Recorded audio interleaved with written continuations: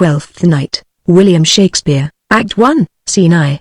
Duke Orsino's palace. Enter Duke Orsino, Curio, and other lords, musicians attending. Duke Orsino, if music be the food of love, play on. Give me excess of it, that, surfeiting, the appetite may sicken, and so die, that strain again. It had a dying fall. Oh, it came o'er my ear like the sweet sound that breathes upon a bank of violets, stealing and giving odor. Enough, no more. 'Tis not so sweet now as it was before, O spirit of love. How quick and fresh art thou, that, notwithstanding thy capacity, receiveth as the sea, naught enters there, of what validity and pitch soever, but falls into abatement and low price, even in a minute, so full of shapes is fancy, that it alone is high fantastical. Curio, will you go hunt, my lord? Duke Orsino, what, Curio, Curio, the heart, Duke Orsino, why, so I do, the noblest that I have. Oh, when mine eyes did see Olivia first, methought she purged the air of pestilence, that instant was I turned into a hart, and my desires, like fell and cruel hounds, ere since pursue me. Enter Valentine. How now? What news from her, Valentine? So please my lord, I might not be admitted, but from her handmaid do return this answer. The element itself, till 7 years' heat, shall not behold her face at ample view, but, like a cloistress, she will veiled walk, and water once a day her chamber round, with eye-offending brine, all this to season, a brother's dead love, which she would keep fresh, and lasting in her sad remembrance. Duke Orsino, oh, she that hath a heart of that fine frame, to pay this debt of love but to a brother, how will she love, when the rich golden shaft, hath killed the flock of all affections else, that live in her, when liver, brain and heart, these sovereign thrones, are all supplied, and filled, her sweet perfections with one self-king. Away before me to sweet beds of flowers, love thoughts lie rich when canopied with bowers. Exeunt. Scene 2. The sea coast. Enter Viola, a captain, and sailors. Viola, what country, friends, is this, captain? This is Illyria, lady. Viola, and what should I do in Illyria? My brother he is in Elysium. Perchance he is not drowned. What think you, sailors? Captain, it is perchance that you yourself were saved. Viola, oh my poor brother. And so perchance may he be, captain. True, madame, and, to comfort you with chance, assure yourself, after our ship did split, when you and those poor number saved with you, hung on our driving boat, I saw your brother, most provident in peril, bind himself, courage and hope both teaching him the practice, to a strong mast that lived upon the sea, where, like Arion on the dolphin's back, I saw him hold acquaintance with the waves, so long as I could see. Viola, for saying so, there's gold, mine own escape unfoldeth to my hope, whereto thy speech serves for authority, the like of him. Know'st thou this country, captain? Madame, well, for I was bred and born, not 3 hours' travel from this very place. Viola, who governs here, captain? A noble duke, in nature as in name. Viola, what is the name, captain? Orsino. Viola, Orsino. I have heard my father name him. He was a bachelor then, captain, and so is now, or was so very late. For but a month ago I went from hence, and then 'twas fresh in murmur, as, you know. What great ones do the less will prattle of, that he did seek the love of fair Olivia. Viola, what's she, captain? A virtuous maid, the daughter of a count, that died some 12 months since, then leaving her, in the protection of his son, her brother, who shortly also died, for whose dear love, they say, she hath abjured the company, and sight of men. Viola, oh that I served that lady, and might not be delivered to the world, till I had made mine own occasion mellow. What my estate is, captain, that were hard to compass, because she will admit no kind of suit. No, not the duke's. Viola, there is a fair behavior in thee, captain, and though that nature with a beauteous wall, doth oft close in pollution, yet of thee, I will believe thou hast a mind that suits, with this thy fair and outward character, I prithee, and I'll pay thee bounteously. Conceal me what I am, and be my aid, for such disguise as haply shall become the form of my intent. I'll serve this duke. Thou shalt present me as an eunuch to him. It may be worth thy pains, for I can sing, and speak to him in many sorts of music, that will allow me very worth his service. What else mayhap to time I will commit, only shape thou thy silence to my wit, captain. Be you his eunuch, and your mute I'll be. When my tongue blabs, then let mine eyes not see. Viola, I thank thee, lead me on. Exeunt. Scene 3. Olivia's house. Enter Sir Toby Belch and Maria. Sir Toby Belch, what a plague means my niece, to take the death of her brother thus? I am sure cares an enemy to life. Maria, by my troth, Sir Toby, you must come in earlier nights. Your cousin, my lady, takes great exceptions to your ill hours. Sir Toby Belch, why, let her accept, before accepted. Maria, but you must confine yourself within the modest limits of order. Sir Toby Belch, confine? I'll confine myself no finer than I am. These clothes are good enough to drink in, and so be these boots too, and they be not, let them hang themselves in their own straps. Maria, that quaffing and drinking will undo you. I heard my lady talk of it yesterday, and of a foolish knight that you brought in one night here to be her wooer. Sir Toby Belch, who? Sir Andrew Akecheek. Maria, he, Sir Toby Belch, he's as tall a man as any's in Illyria. Maria, what's that to the purpose? Sir Toby Belch, why, he has 3,000 ducats a year. Maria, but he'll have but a year in all these ducats. He's a very fool and a prodigal. Sir Toby Belch, fie, that you'll say so. He plays there, vile de gamboys, and speaks 3 or 4 languages, word for word without book, and hath all the good gifts of nature. Maria, he hath indeed, almost natural, for besides that, he's a fool, he's a great quarreller, and but that, he hath the gift of a coward to allay the gust he hath in quarrelling. 'Tis thought among the prudent, he would quickly have the gift of a grave. Sir Toby Belch, by this hand, they are scoundrels and subtractors, that say so of him. Who are they? Maria, they that Tad, moreover, he's drunk nightly in your company. Sir Toby Belch, with drinking healths to my niece, I'll drink to her as long as there is a passage in my throat, and drink in Illyria. He's a coward and a coystrill, that will not drink to my niece till his brains turn. Oh, the toll like a parish top. What, wench, Castiliana Vilgo? For here comes Sir Andrew Agaface. Enter Sir Andrew. Sir Andrew, Sir Toby Belch.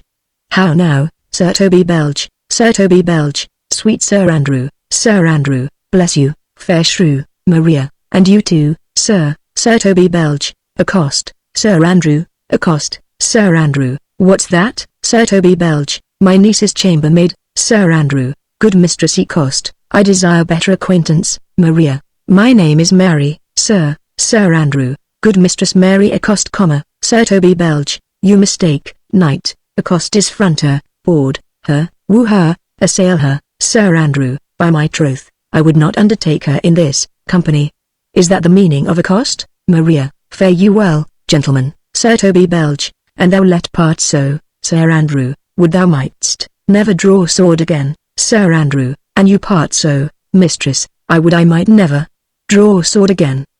Fair lady, do you think you have fools in hand? Maria, sir, I have not you by the hand. Sir Andrew, marry, but you shall have, and here's my hand. Maria, now, sir, thought is free, I pray you, bring your hand to the buttery bar and let it drink. Sir Andrew, wherefore, sweetheart? What's your metaphor? Maria, it's dry, sir. Sir Andrew, why, I think so, I am not such an ass but I can keep my hand dry. But what's your jest? Maria, a dry jest, sir. Sir Andrew, are you full of them? Maria, sir, I have them at my fingers' ends. Marry. Now I let go your hand, I am barren. Exit. Sir Toby Belch, O knight, thou lackest a cup of canary. When did I see thee so put down? Sir Andrew, never in your life, I think, unless you see canary, put me down. Methinks sometimes I have no more wit than a Christian or an ordinary man has, but I am a great eater of beef and I believe that does harm to my wit. Sir Toby Belch, no question. Sir Andrew, and I thought that, I'd forswear it. I'll ride home tomorrow. Sir Toby Belch, pourquoi, my dear knight? Sir Andrew, what is pourquoi? Do or not do? I would I had bestowed that time in the tongues that I have in fencing, dancing and bear baiting. Oh, had I but followed the arts. Sir Toby Belch, then hast thou had an excellent head of hair. Sir Andrew, why, would that have mended my hair? Sir Toby Belch, past question, for thou sayest it will not curl by nature. Sir Andrew, but it becomes me well enough, does not? Sir Toby Belch, excellent, it hangs like flax on a distaff, and I hope to see a housewife take thee between her legs, and spin it off. Sir Andrew, faith, I'll home tomorrow. Sir Toby, your niece will not be seen, or if she be, it's 4 to 1, she'll none of me. The Count himself here hard by woos her. Sir Toby Belch, she'll now know the Count, she'll not match above a degree, neither in estate, years, nor wit. I have heard her swear't. Tut, there's life find. Man, Sir Andrew, I'll stay a month longer. I am a fellow o' the strangest mind I the world. I delight in masks, and revels sometimes altogether. Sir Toby Belch, art thou good at these kickshaws? Knight, Sir Andrew, as any man in Illyria, whatsoever he be, under their degree of my betters, and yet I will not compare with an old man. Sir Toby Belch, what is thy excellence in a galliard? Knight, Sir Andrew, faith, I can cut a caper. Sir Toby Belch, and I can cut the mutton tot. Sir Andrew, and I think I have the back tricks simply as strong as any man in Illyria. Sir Toby Belch, wherefore are these things hid? Wherefore have these gifts a curtain before Are they like to take dust, like Mistress Small's picture? Why dost thou not go to church in a galliard and come home in a coranto? My very walk should be a jig. I would not so much as make water but in a syncopace. What dost thou mean? Is it a world to hide virtues in? I did think, by the excellent constitution of thy leg, it was formed under the star of a galliard. Sir Andrew, 'tis strong, and it does indifferent well in a flame-coloured stock. Shall we set about some revels? Sir Toby Belch, what shall we do else? Were we not born under Taurus? Sir Andrew, Taurus? That's sides and heart. Sir Toby Belch, no, sir, it is legs and thighs. Let me see the caper. Ha. Higher, ha, ha. Excellent, excellent. Scene 4. Duke Orsino's palace. Enter Valentine and Viola in man's attire. Valentine, if the Duke continue these favours towards you, Cesario, you are like to be much advanced. He hath known you but 3 days, and already you are no stranger. Viola, you either fear his humour or my negligence, that you call in question the continuance of his love. Is he inconstant, sir, in his favours? Valentine, no, believe me. Viola, I thank you. Here comes the Count. Enter Duke Orsino, Curio, and attendants. Duke Orsino, who saw Cesario? Ho, Viola, on your attendants, my lord. Here, Duke Orsino, stand you a while aloof. Cesario, thou knowst no less but all, I have unclasped to thee the book even of my secret soul. Therefore, good youth, address thy gate unto her. Be not denied access, stand at her doors, and tell them, there thy fixed foot shall grow, till thou have audience. Viola, sure, my noble lord. If she be so abandoned to her sorrow, as it is spoke, she never will admit me. Duke Orsino, be clamorous and leap all civil bounds, rather than make unprofited return. Viola, say I do speak with her, my lord. What then? Duke Orsino, oh, then unfold the passion of my love. Surprise her with discourse of my dear faith. It shall become thee well to act my woes.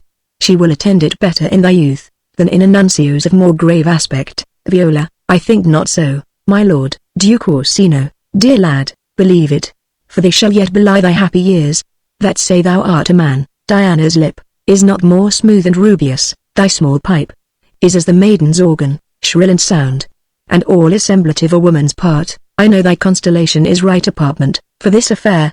Some 4 or 5 attend him. All, if you will, for I myself am best, when least in company. Prosper well in this, and thou shalt live as freely as thy lord, to call his fortunes thine. Viola, I'll do my best, to woo your lady. Aside, yet, a baffled strife, her I woo, myself would be his wife. Exeunt. Scene V. Olivia's house. Enter Maria and Clown. Maria, nay, either tell me where thou hast been, or I will not open my lips so wide as a bristle may enter in. Way of thy excuse, my lady will hang thee for thy absence. Clown, let her hang me. He that is well hanged in this world needs to fear no colours. Maria, make that good. Clown, he shall see none to fear. Maria, a good Lenten answer. I can tell thee where that saying was born, of I fear no colours. Clown, where, good Mistress Mary? Maria, in the wars, and that may you be bold to say in your foolery. Clown, well, God give them wisdom that have it, and those that are fools, let them use their talents. Maria, yet you will be hanged for being so long absent, or, to be turned away, is not that as good as a hanging to you? Clown, many a good hanging prevents a bad marriage, and, for turning away, let some bear it out. Maria, you're resolute, then? Clown, not so, neither, but I am resolved on 2 points. Maria, that if one break, the other will hold, or, if both break, your gaskins fall, clown. Apartment, in good faith, very apartment well, go thy way. If, Sir Toby would leave drinking, thou wert as witty a piece of Eve's flesh as any in Illyria. Maria, peace, you rogue, no more o' that. Here comes my lady, make your excuse wisely, you were best. Exit, clown, wit, and be thy will, put me into good fooling. Those wits, that think they have thee, do very oft prove fools, and I, that am sure I lack thee, may pass for a wise man, for what says Queen Apollos, better a witty fool, than a foolish wit. Enter Olivia with Malvolio. God bless thee, lady. Olivia, take the fool away, clown. Do you not hear, fellows? Take away the lady. Olivia, go to, you're a dry fool, I'll no more of you. Besides, you grow dishonest, clown. 2 faults, Madonna, the drink and good counsel, will lament, forgive the dry fool drink, then is the fool not dry. Bid the dishonest man mend himself, if he mend. He is no longer dishonest, if he cannot, let the butcher mend him. Anything that's mended is but patched, virtue that transgresses is but patched with sin, and sin that amends is but patched with virtue. If that this simple syllogism will serve, so, if it will not, what remedy? As there is no true cuckold but calamity, so beauty's a flower. The lady bade take away the fool, therefore, I say again, take her away. Olivia, sir, I bade them take away you, clown. Misprision in the highest degree. Lady, cucullus non facit monicum, that's as much to say as I wear not motley in my brain. Good Madonna, give me leave to prove you a fool. Olivia, can you do it, clown? Dexterously. Good Madonna. Olivia, make your proof, clown. I must catechize you for it. Madonna, good my mouse, of virtue, answer me. Olivia, well, sir, for want of other idleness, I'll bide your proof, clown. Good Madonna, why mournest thou? Olivia, good fool, for my brother's death, clown. I think his soul is in hell. Madonna. Olivia, I know his soul is in heaven, fool, clown. The more fool, Madonna, to mourn for your brother's soul being in heaven. Take away the fool, gentlemen. Olivia, what think you of this fool, Malvolio? Doth he not mend? Malvolio, yes, and shall do till the pangs of death shake him. Infirmity, that decays the wise, doth ever make their better fool, clown. God send you, sir, a speedy infirmity, for their better increasing your folly. Sir Toby will be sworn that I am no fox, but he will not pass his word for 2 pence that you are no fool. Olivia, how say you to that, Malvolio? Malvolio, I marvel your ladyship takes delight in such a barren rascal. I saw him put down the other day, with an ordinary fool that has no more brain than a stone. Look you now, he's out of his guard already, unless you laugh and the minister occasion to him, he is gagged. I protest, I take these wise men, that crow so at these set kind of fools, no better than the fool's zanies. Olivia, oh, you are sick of self-love, Malvolio, and taste, with a distempered appetite. To be generous, guiltless and a free disposition, is to take those things for bird bolts that you deem cannon bullets. There is no slander in an allowed fool, though he do nothing but rail, nor no railing in a known discreet man, though he do nothing but reprove. Clown, now Mercury endue thee with leasing, for thou speakest well of fools. Re-enter Maria. Maria. Madame, there is at the gate a young gentleman much desires to speak with you. Olivia, from the Count Orsino, is it? Maria, I know not. Madame, 'tis a fair young man, and well attended. Olivia, who of my people hold him in delay? Maria, Sir Toby.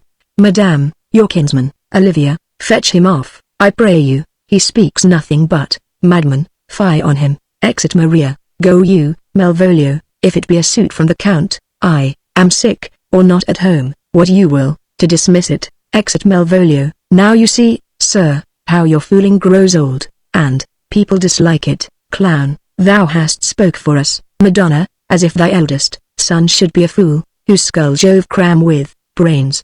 For here he comes, one of thy kin has a most weak pia mater. Enter Sir Toby Belge. Olivia, by mine honour, half drunk.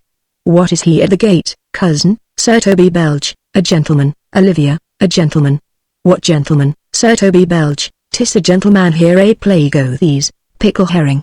How now, sot, clown. Good Sir Toby. Olivia, cousin, how have you come so early by this lethargy? Sir Toby Belge, lechery. I defy lechery. There's one at the gate, Olivia, marry, what is he, Sir Toby Belge? Let him be the devil, and he will, I care not, give me faith, say I. Well, it's all one. Exit. Olivia, what's a drunken man like? Fool, clown, like a drowned man, a fool and a madman. 1. Draught above heat makes him a fool, the second mads him, and a third drowns him. Olivia, go thou and seek the crowner, and let him sit o' my cause, for he's in the 3rd degree of drink, he's drowned. Go, look after him, clown, he is but mad yet. Madonna, and the fool shall look to the madman. Exit. Re-enter Malvolio. Malvolio. Madame, yond young fellow swears he will speak with you. I told him you were sick, he takes on him to understand so much, and therefore comes to speak with you. I told him you were asleep, he seems to have a foreknowledge of that too, and therefore comes to speak with you. What is to be said to him, lady? He's fortified against any denial. Olivia, tell him he shall not speak with me. Malvolio has been told so, and he says he'll stand at your door like a sheriff's post, and be the supporter to a bench, but he'll speak with you. Olivia, what kind o' man is he? Malvolio, why, of mankind. Olivia, what manner of man? Malvolio, of very ill manner. He'll speak with you, will you or number? Olivia, of what personage and years is he? Malvolio, not yet old enough for a man, nor young enough for a boy, as a squash is before 'tis a peascod, or a cooling when 'tis almost an apple. 'Tis with him in standing water, between boy and man. He is very well favored and he speaks very shrewishly. 1. Would think his mother's milk were scarce out of him. Olivia, let him approach, call in my gentlewoman. Malvolio, gentlewoman, my lady calls. Exit. Re-enter Maria. Olivia, give me my veil, come, throw it o'er my face, will once more hear Orsino's embassy. Enter Viola, and attendants. Viola, the honorable lady of the house, which is she? Olivia, speak to me, I shall answer for her. Your will? Viola, most radiant, exquisite and unmatchable beauty, I pray you, tell me if this be the lady of the house. For I never saw her, I would be loath to cast away my speech, for besides that it is excellently well penned, I have taken great pains to con it. Good beauties, let me sustain no scorn, I am very comfortable, even to the least sinister usage. Olivia, whence came you, sir? Viola, I can say little more than I have studied, and that, questions out of my part. Good gentle one, give me modest assurance if you be the lady of the house, that I may proceed in my speech. Olivia, are you a comedian? Viola, no, my profound heart, and yet, by the very fangs of malice I swear, I am not that I play. Are you the lady of the house? Olivia, if I do not usurp myself, I am. Viola, most certain, if you are she, you do usurp yourself, for what is yours to bestow is not yours to reserve. But this is from my commission. I will on with my speech in your praise, and then show you the heart of my message. Olivia, come to what is important, and I forgive you the praise. Viola, alas, I took great pains to study it, and 'tis poetical. Olivia, it is the more like to be feigned. I pray you, keep it in. I heard you were saucy at my gates, and allowed your approach rather to wonder at you, than to hear you. If you be not mad, be gone. If you have reason, be brief. 'Tis not that time of moon with me to make one in so skipping a dialogue. Maria, will you hoist sail, sir? Here lies your way. Viola, no, good swabber, I am to hull here a little longer.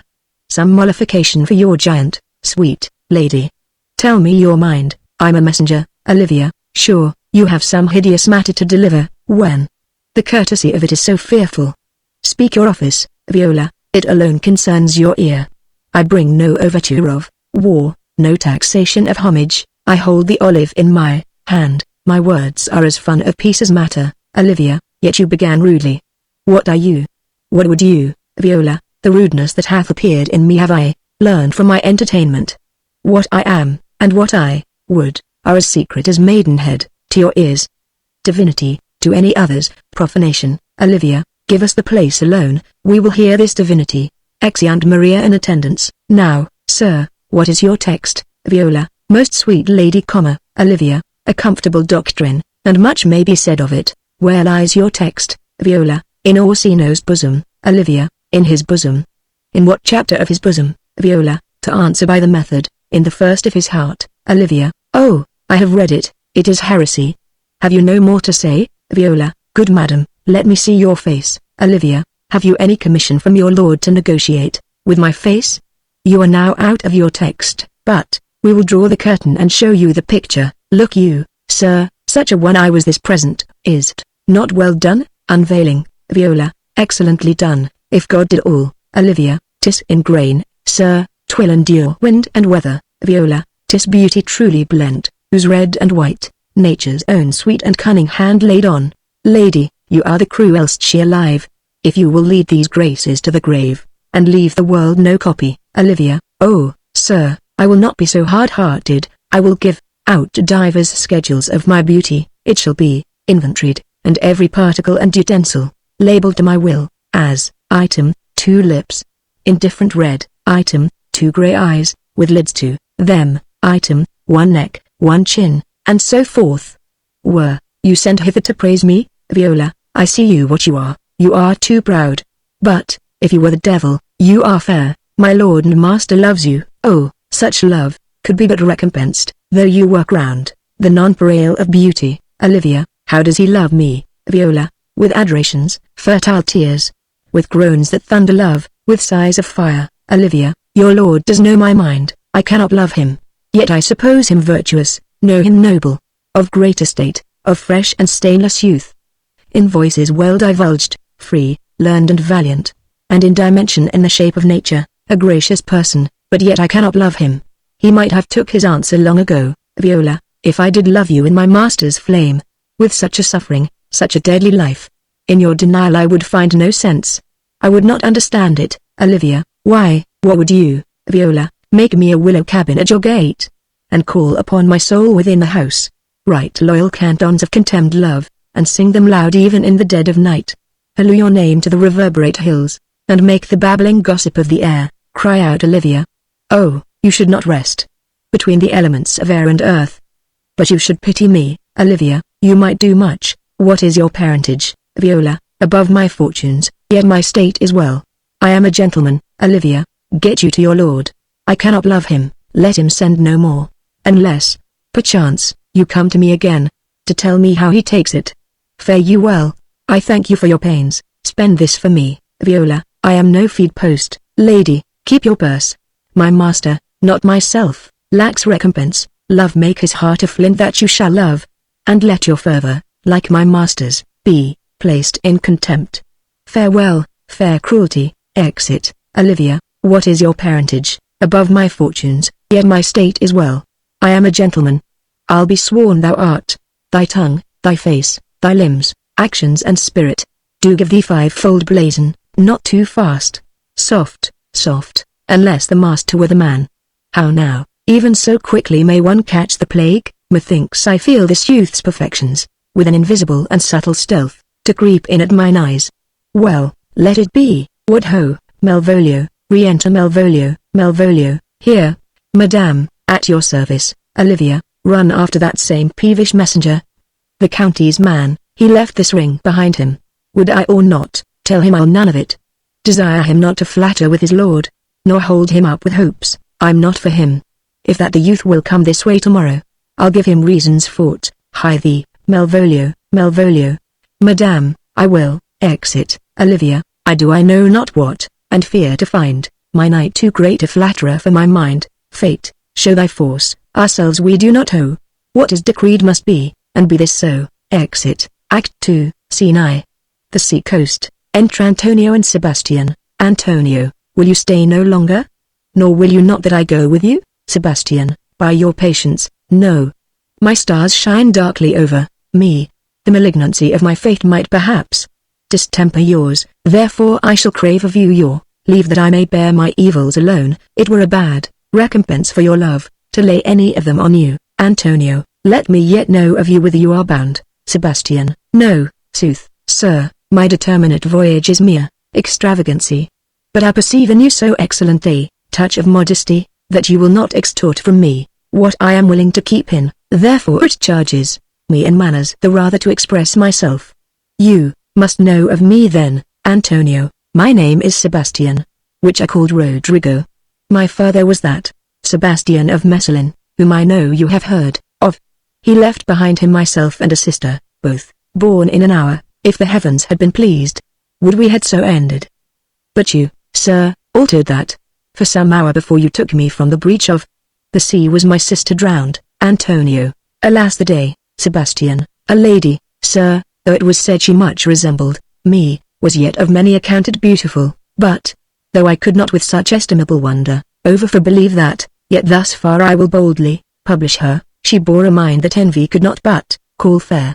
She is drowned already, sir, with salt water, though I seem to drown her remembrance again with more. Antonio, pardon me, sir, your bad entertainment. Sebastian, oh good Antonio, forgive me your trouble. Antonio, if you will not murder me for my love, let me be your servant. Sebastian, if you will not undo what you have done, that is, kill him whom you have recovered, desire it not. Fare ye well at once. My bosom is full of kindness, and I am yet so near the manners of my mother, that, upon the least occasion more mine eyes will tell tales of me. I'm bound to the Count Orsino's court. Farewell. Exit. Antonio. The gentleness of all the gods go with thee. I have many enemies in Orsino's court, else would I very shortly see thee there, but, come what may, I do adore thee so, that danger shall seem sport, and I will go. Exit. Scene 2. A street. Enter Viola, Malvolio following. Malvolio, were not you even now with the Countess Olivia? Viola, even now, sir, on a moderate pace. I have since arrived but hither. Malvolio, she returns this ring to you. Sir, you might have saved me my pains, to have taken it away yourself. She adds, moreover, that you should put your lord into a desperate assurance she will none of him. And one thing more, that you be never so hardy to come again in his affairs, unless it be to report your lord's taking of this.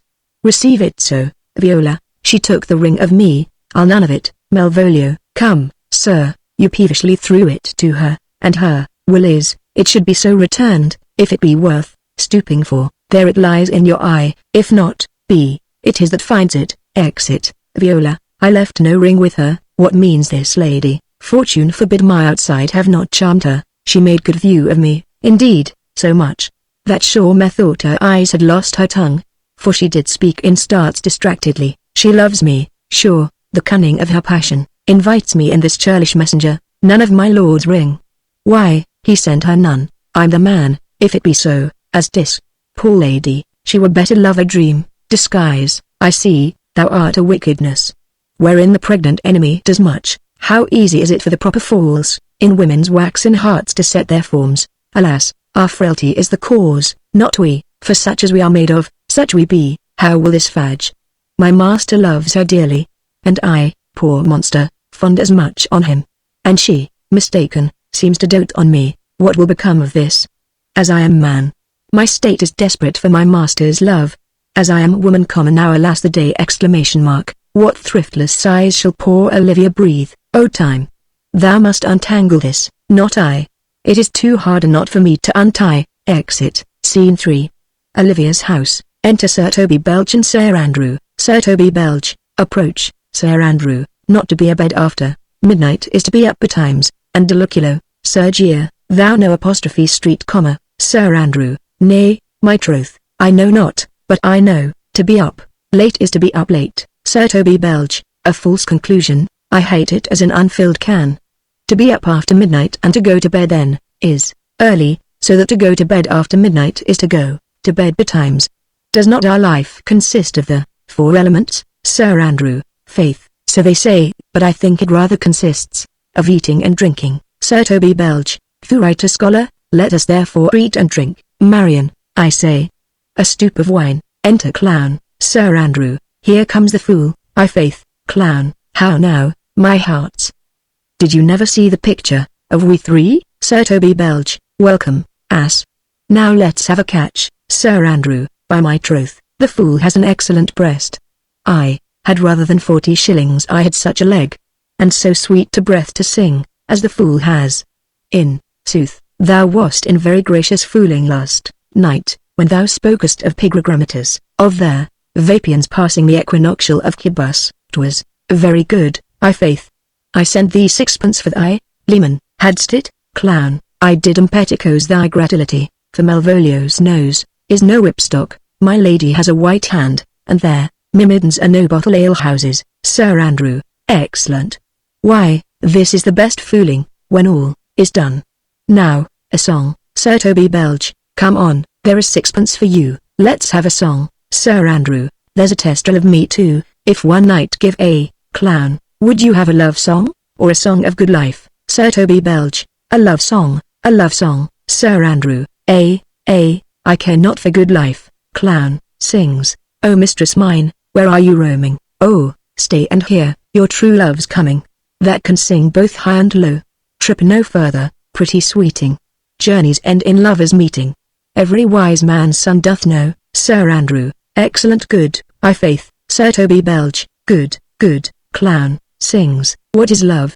'Tis not hereafter, present mirth hath present laughter, what's to come is still unsure, in delay there lies no plenty, then come kiss me, sweet and trenty, youth's a stuff will not endure, Sir Andrew, a mellifluous voice, as I am true knight, Sir Toby Belch, a contagious breath, Sir Andrew, very sweet and contagious, I faith, Sir Toby Belch, to hear by the nose, it is dulcet in contagion, but shall we make the welkin dance indeed? Shall we rouse the night owl in a catch that will draw 3 souls out of one weaver? Shall we do that, Sir Andrew, and you love me, let's dot, I am dog at a catch, clown, by a lady, sir, and some dogs will catch well, Sir Andrew, most certain. Let our catch be, thou knave, clown, hold thy peace, thou knave, knight. I shall be constrained to call thee knave, knight, Sir Andrew, 'tis not the first time I have constrained one to call me knave.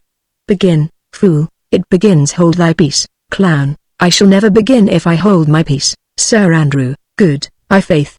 Come, begin, catch sung, enter Maria, what a caterwauling do you keep here? If my lady have not called up her steward Malvolio and bid him turn you out of doors, never trust me, Sir Toby Belch, my lady's a kitten, we are politicians, Malvolios, a peg Ramsay, and 3 merry men be we. Am not I consanguineous? Am I not of her blood, till Ivory? Lady, sings, there dwelt a man in Babylon, lady, clown, beshrew me, the knight's in admirable fooling, Sir Andrew, he does well enough if he be disposed, and so do I too, he does it with a better grace, but I do it more natural, Sir Toby Belch, sings, oh, the 12th day of December, Maria, for the love o' God, peace, enter Malvolio, my masters, are you mad? Or what are you? Have ye no wit, manners, nor honesty, but to gabble like tinkers at this time of night? D'ye maken alehouse of my lady's house, that ye squeak out your causes catches without any mitigation or remorse of voice? Is there no respect of place, persons, nor time in you, Sir Toby Belch? We did keep time, sir, in our catches. Snake up, Malvolio, Sir Toby, I must be round with you. My lady bade me tell you that, though she harbours you as her kinsman, she's nothing allied to your disorders. If you can separate yourself and your misdemeanors, you are welcome to the house. If not, and it would please you to take leave of her, she is very willing to bid you farewell, Sir Toby Belch. Farewell, dear heart, since I must needs be gone, Maria. Nay, good Sir Toby, clown, his eyes do show his days are almost done. Malvolio, is't even so, Sir Toby Belch? But I will never die, clown, Sir Toby, the you lie, Malvolio, this is much credit to you, Sir Toby Belch. Shall I bid him go, clown? What and if you do, Sir Toby Belch, shall I bid him go, and spare not, clown? Oh no, you dare not, Sir Toby Belch, out tune, sir, ye lie. Art any more than a steward? Dost thou think, because thou art virtuous, there shall be no more cakes and ale, clown? Yes, by Saint Anne, and ginger shall be hot I there, mouth too, Sir Toby Belch, for right either right. Go, sir, rub your chain with crumbs. A stoup of wine, Maria, Malvolio, Mistress Mary, if you prized my lady's favour at any thing more than contempt, you would not give means, for this uncivil rule, she shall know of it, by this hand. Exit, Maria, go shake your ears, Sir Andrew. 'Twere as good a deed as to drink when a man's hungry, to challenge him the field, and then to break promise with him and make a fool of him, Sir Toby Belch. Knight, I'll write thee a challenge, or I'll deliver thy indignation to him by word of mouth. Maria, sweet Sir Toby, be patient for tonight, since their youth of the Count's was today with thy lady, she is much out of quiet. For Monsieur Malvolio, let me alone with him, if I do not gull him into a nayword, and make him a common recreation, do not think I have wit enough to lie straight in my bed. I know I can do it. Sir Toby Belch, possess us, tell us something of him, Maria. Marry, sir, sometimes he is a kind of Puritan, Sir Andrew. Oh, if I thought that I'd beat him like a dog. Sir Toby Belch, what, for being a Puritan? Thy exquisite reason? Dear knight, Sir Andrew, I have no exquisite reason for't, but I have reason, good enough. Maria, the devil a Puritan that he is, or anything, constantly, but a time pleaser, an affectioned ass.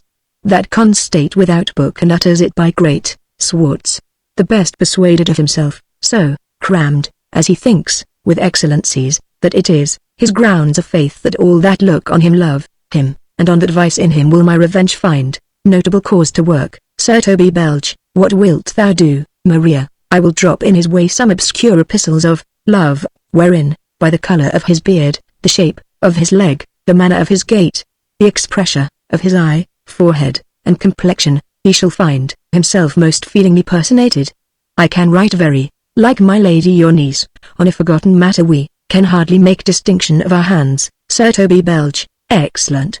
I smell a device, Sir Andrew, I have it in my nose too. Sir Toby Belch, he shall think, by the letters that thou wilt drop, that they come from my niece, and that she's in love with him. Maria, my purpose is, indeed, a horse of that colour, Sir Andrew, and your horse now would make him an ass. Maria, ass, I doubt not, Sir Andrew. Oh, 'twill be admirable. Maria, sport royal, I warrant you, I know my physic will work with him.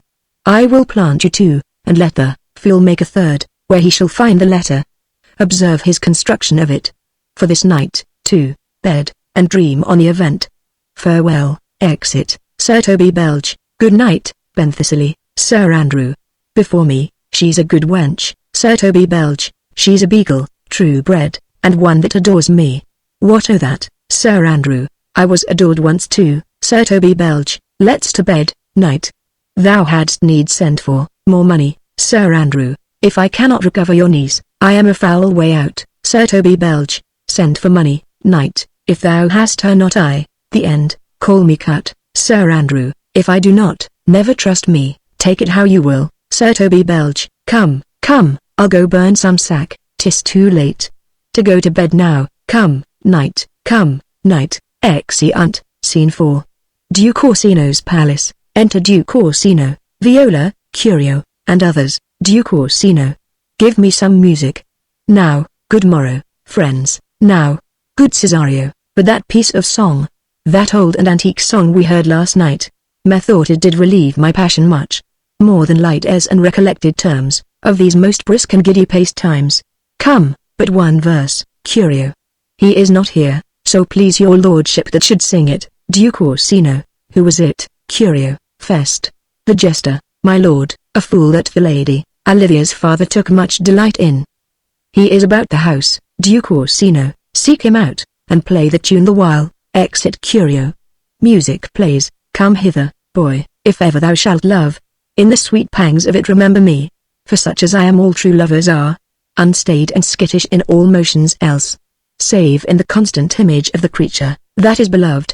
How dost thou like this tune, Viola? It gives a very echo to the seat where love is throned. Duke Orsino, thou dost speak masterly, my life opponent. Young though thou art, thine eye hath stayed upon some favour that it loves, hath it not, boy? Viola, a little, by your favour. Duke Orsino, what kind of woman is't, Viola? Of your complexion. Duke Orsino, she is not worth thee, then. What years? I faith, Viola, about your years, my lord. Duke Orsino, too old by heaven. Let still the woman take, an elder than herself, so wears she to him, so sways she level in her husband's heart. For, boy, however we do praise ourselves, our fancies are more giddy and unfirm, more longing, wavering, sooner lost and worn, than women's are. Viola, I think it well, my lord. Duke Orsino, then let thy love be younger than thyself, or thy affection cannot hold the bent, for women are as roses, whose fair flower, being once displayed, doth fall that very hour. Viola, and so they are, alas, that they are so, to die, even when they to perfection grow. Re-enter Curio and Clown. Duke Orsino, oh, fellow, come, The song we had last night, mark it, Cesario, it is old and plain. The spinsters and the knitters in the sun, and the free maids that weave their thread with bones, do use to chant it, it is silly sooth, and dallies with the innocence of love, like the old age. Clown, are you ready, sir? Duke Orsino, prithee, sing, music, song. Clown, come away, death. And in sad cypress let me be laid. Fly away breath. I am slain by a fair cruel maid, my shroud of white, stuck all with you. Oh, prepare it, my part of death, no one so true, did share it. Not a flower sweet, on my black coffin let there be strown. Not a friend greet, my poor corpse, where my bones shall be thrown. 1,000 sighs to save. Lay me, oh, where, sad true lover never find my grave. To weep there, Duke Orsino. There's for thy pains, clown, no pains, sir, I take pleasure in singing, sir, Duke Orsino, I'll pay thy pleasure then, clown, truly, sir, and pleasure will be paid, one time or another. Duke Orsino, give me now leave to leave thee, clown, now, the melancholy god protect thee, and there, tailor make thy doublet of changeable taffeta, for, thy mind is a very opal. I would have men of such constancy put to sea, that their business might be everything and their intent everywhere, for that's it that always makes a good voyage of nothing. Farewell, exit, Duke Orsino, let all the rest give place, Curio and attendants retire, once more, Cesario. Get thee to yon same sovereign cruelty. Tell her, my love, more noble than the world, prizes not quantity of dirty lands, the parts that fortune hath bestowed upon her. Tell her, I hold as giddily as fortune, but 'tis that miracle and queen of gems, that nature pranks her in attracts my soul, Viola. But if she cannot love you, sir, Duke Orsino, I cannot be so answered, Viola, sooth, but you must say that some lady, as perhaps there is, hath for your love a greater pang of heart, as you have for Olivia, you cannot love her. You tell her so, must she not then be answered, Duke Orsino? There is no woman's sides, can bide the beating of so strong a passion, as love doth give my heart, no woman's heart, so big, to hold so much. They lack her attention, alas, their love may be called appetite. No motion of the liver, but the palate, that suffer surfeit, cloyment and revolt. But mine is all as hungry as the sea, and can digest as much, make no compare, between that love a woman can bear me, and that I owe Olivia, Viola. But I know, Duke Orsino, what dost thou know, Viola, too well what love women to men may owe.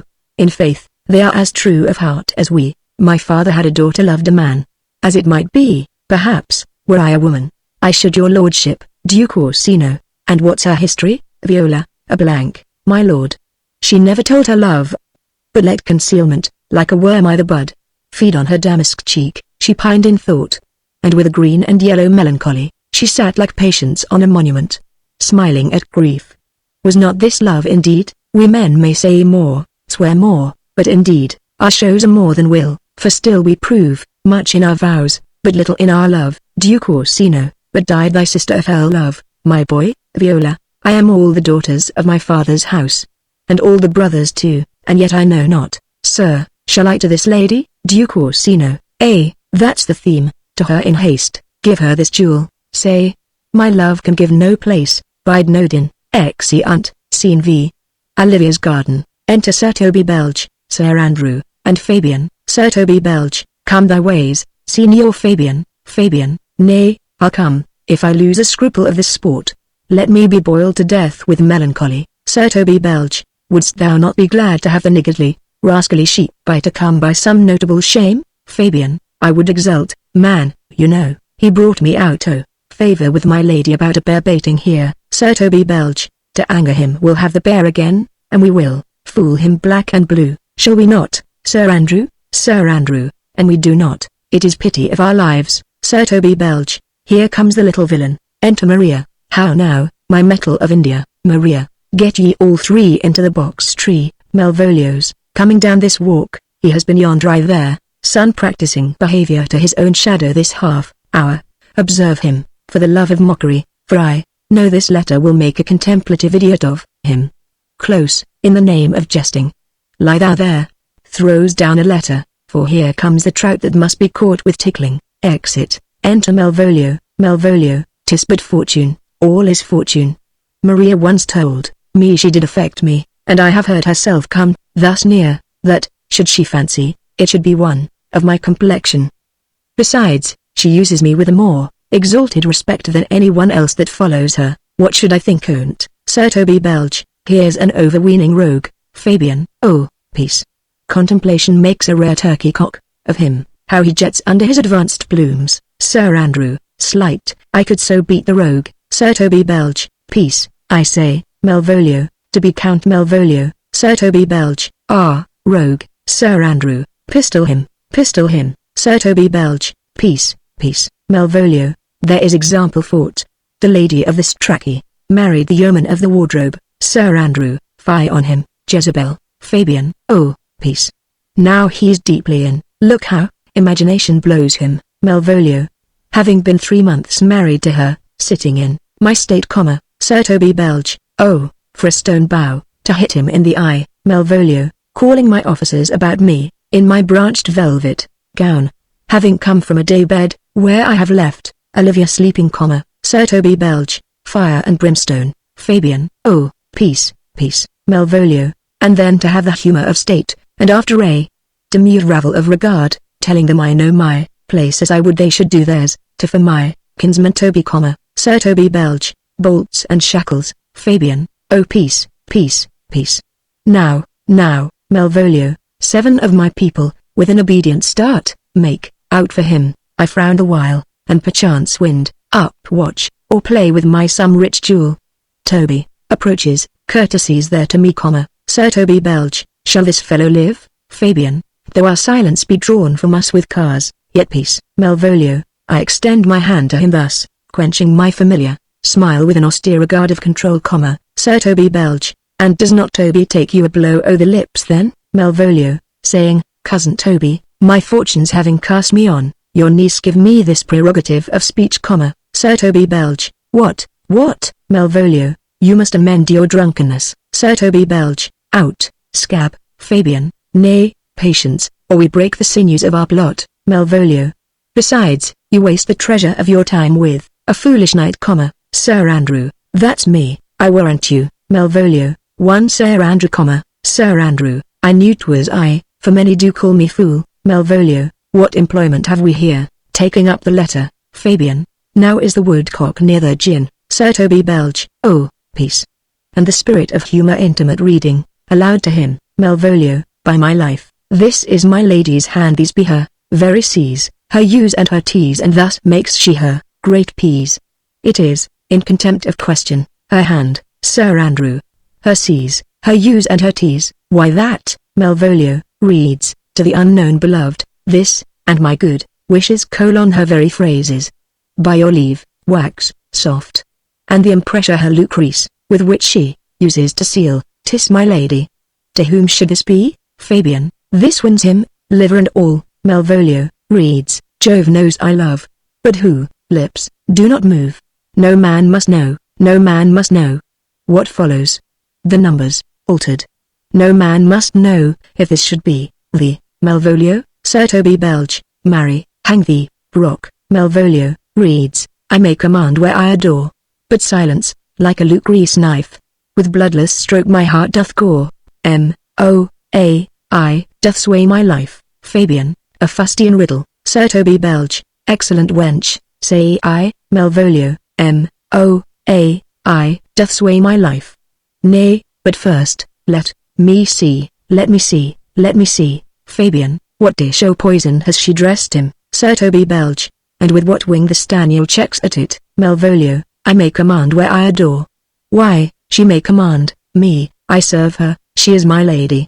Why, this is evident to any formal capacity, there is no obstruction in this, and the end, what should that alphabetical position portend? If I could make that resemble something in me, softly. M.O.A.I. Sir Toby Belch. Make up that, he is now at a cold scent, Fabian. Sota will cry up hont for all this, though it be as rank as a fox. Malvolio, Malvolio, Y, that begins my name, Fabian. Did not I say he would work it out? The care is excellent at faults, Malvolio, but then there is no consonancy in the sequel. that suffers under probation A should follow but O does, Fabian, and O shall end, I hope, Sir Toby Belch, A, or I'll cudgel him, and make him cry O, Malvolio. And then I comes behind, Fabian, A, and you hid any eye behind you, you might see, more detraction at your heels than fortunes before, you, Malvolio, M, O, A, I, this simulation is not as the former, and, yet, to crush this a little, it would bow to me, for, every one of these letters are in my name. Soft, here follows prose, reads, if this fall into thy hand, revolve. In my stars I am above thee, but be not afraid of greatness, some are born great, some achieve greatness, and some have greatness thrust upon M. Thy fates open, their hands, let thy blood and spirit embrace them. And, to inew thyself to what thou art like to be, cast thy humble slough and appear fresh. Be opposite with a kinsman, surly with servants, let thy tongue tang arguments of state, put thyself into the trick of singularity, she thus advises thee, that sighs for thee. Remember who commended thy yellow stockings, and wished to see thee ever cross-gartered, I say, remember.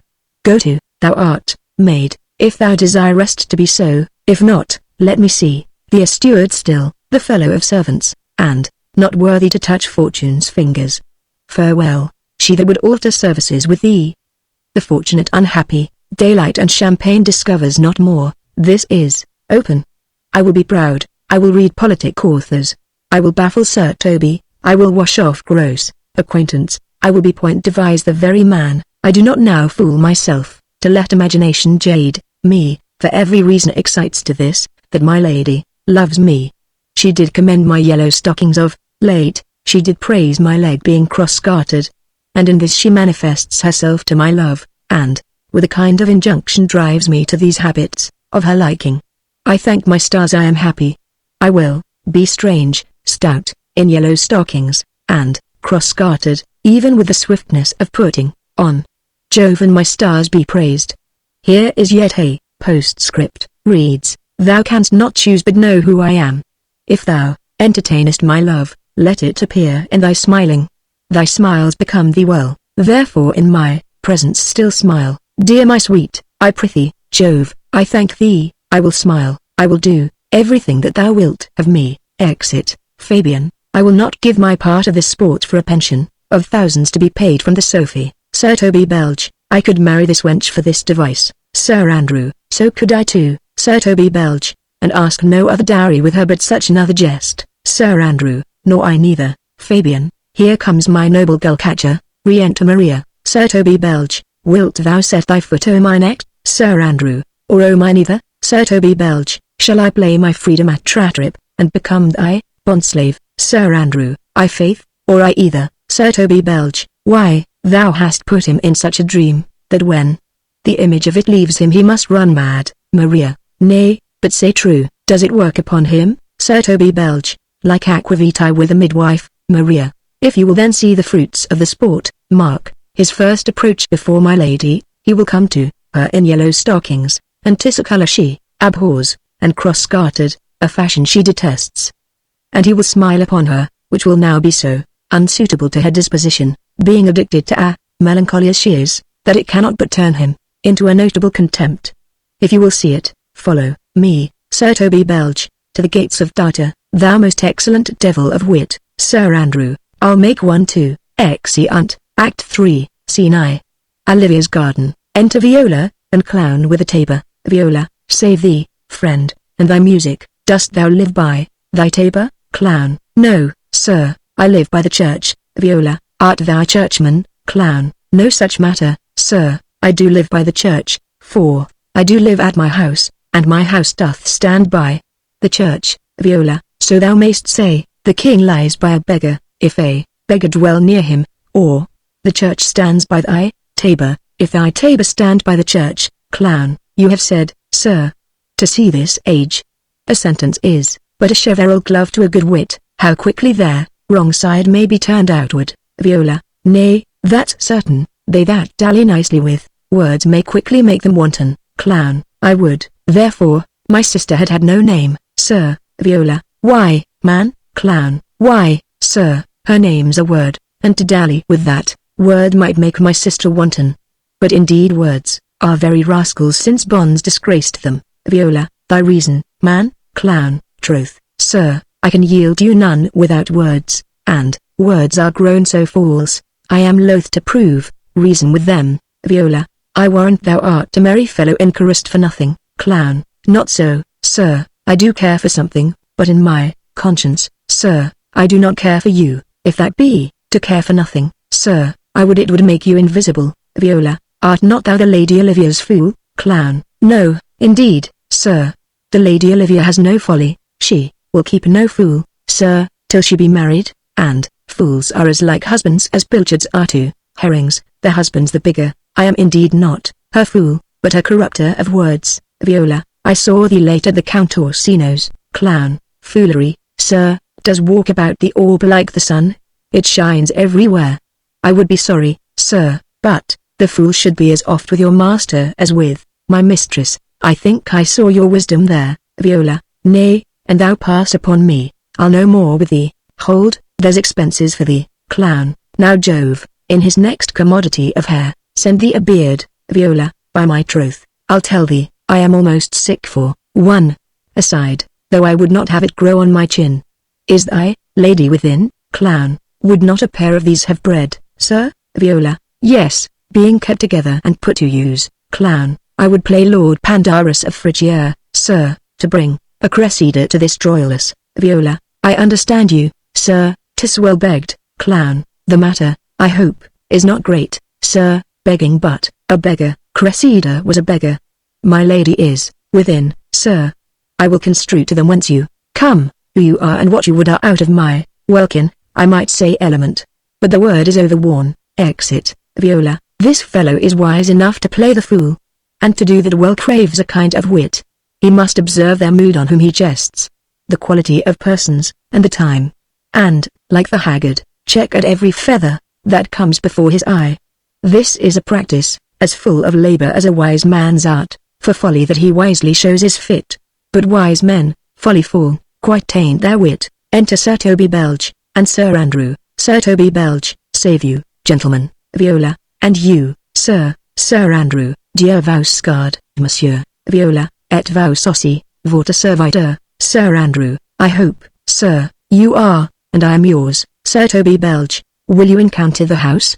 My niece is desirous. You should enter, if your trade be to her. Viola, I'm bound to your niece, sir, I mean, she is there. List of my voyage. Sir Toby Belge, taste your legs, sir, put them to motion. Viola, my legs do better understand me, sir, than I understand what you mean by bidding me taste my legs. Sir Toby Belge, I mean, to go, sir, to enter. Viola, I will answer you with gate and entrance. But we are prevented. Enter Olivia and Maria. Most excellent accomplished lady, the heavens rain odors on you. Sir Andrew, that youth's a rare courtier, rain odors. Well, Viola, my matter hath no voice, to your own most pregnant, and vouchsafed here. Sir Andrew, odors, pregnant and vouchsafed, I'll get all three already. Olivia, let the garden door be shut, and leave me to my hearing. Exeunt Sir Toby Belge, Sir Andrew, and Maria, give me your hand, sir. Viola, my duty, madame, and most humble service. Olivia, what is your name? Viola, Cesario is your servant's name, fair princess. Olivia, my servant, sir. 'Twas never merry world, since lowly feigning was called compliment. Your servant to the Count Orsino, youth, Viola, and he is yours, and his must needs be yours. Your servant's servant is your servant. Madame, Olivia, for him, I think not on him, for his thoughts. Would they were blanks, rather than filled with me. Viola, Madame, I come to whet your gentle thoughts, on his behalf. Olivia, oh, by your leave, I pray you. I bade you never speak again of him. But, would you undertake another suit? I had rather hear you to solicit that, than music from the spheres. Viola, dear lady, Olivia, give me leave, beseech you. I did send, after the last enchantment you did hear, a ring in chase of you, so did I abuse, myself, my servant and, I fear me, you.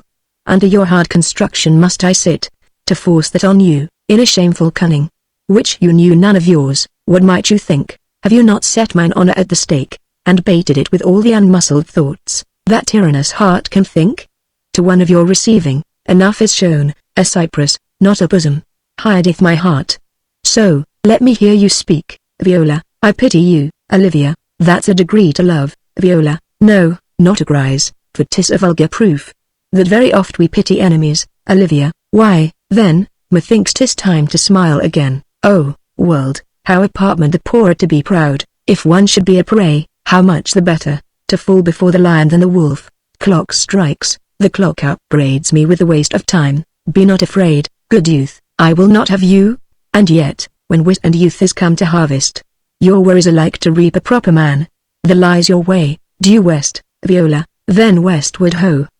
Grace and good disposition, attend your ladyship. You'll nothing, madame, to my lord by me. Olivia, stay, I prithee, tell me what thou thinkest of me, Viola. That you do think you are not what you are, Olivia. If I think so, I think the same of you, Viola. Then think you right. I'm not what I am, Olivia. I would you were as I would have you be, Viola. Would it be better, madame, than I am? I wish it might, for now I am your fool, Olivia. Oh, what a deal of scorn looks beautiful in the contempt and anger of his lip. A murderous guilt shows not itself more soon than love that would seem hid. Love's night is noon, Cesario, by the roses of the spring.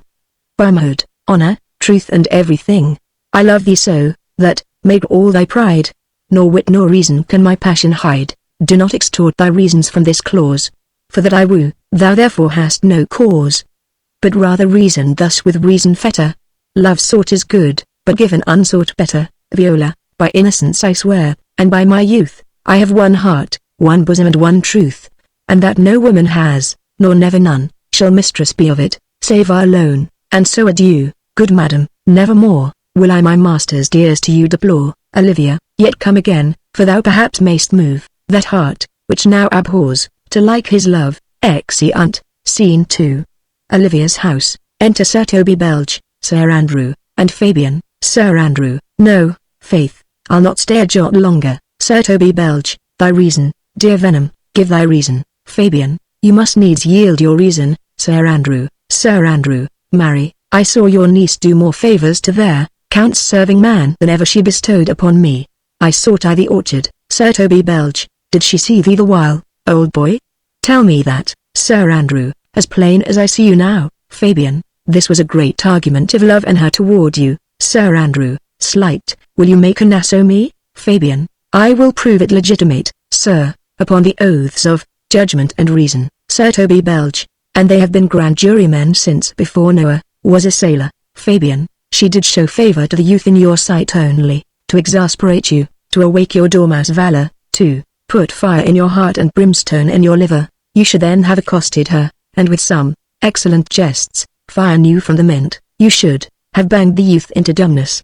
This was looked for at your hand, and this was balked. There, double guilt of this opportunity you let time wash off, and you are now sailed into the north of my lady's opinion, where you will hang like an icicle on a Dutchman's beard, unless you do redeem it by some laudable attempt either of valour or policy. Sir Andrew, and be any way, it must be with valour, for policy I had as lief be a brownist as a politician. Sir Toby Belch, why, then, build me thy fortunes upon the basis of valour. Challenge me the count's youth to fight with him, hurt him in 11 places. My niece shall take note of it, and assure thyself, there is no love broker in the world can more prevail in man's commendation with woman than report of valour. Fabian, there is no way but this. Sir Andrew, will either of you bear me a challenge to him? Sir Toby Belch, go, write it in a martial hand, be cursed and brief. It is no matter how witty, so it be eloquent and fun of invention. Taunt him with the license of ink. If thou thou'st him some thrice, it shall not be amiss, and as many lies as will lie in thy sheet of paper, although the sheet were big enough for their bed of ware in England. Set him down, go, about it, let there be gall enough in thy ink, though thou write with a goose pen, no matter, about it. Sir Andrew, where shall I find you? Sir Toby Belch, will call thee at the cubiculo. Go, exit. Sir Andrew, Fabian, this is a dear mannikin to you. Sir Toby Belch, I have been dear to him, lad, some 2,000, strong, or so. Fabian, we shall have a rare letter from him. But you'll not deliver it? Sir Toby Belch, never trust me. Then, and by all means stir on their youth to an answer. I think coxswain and wain ropes cannot hail them together.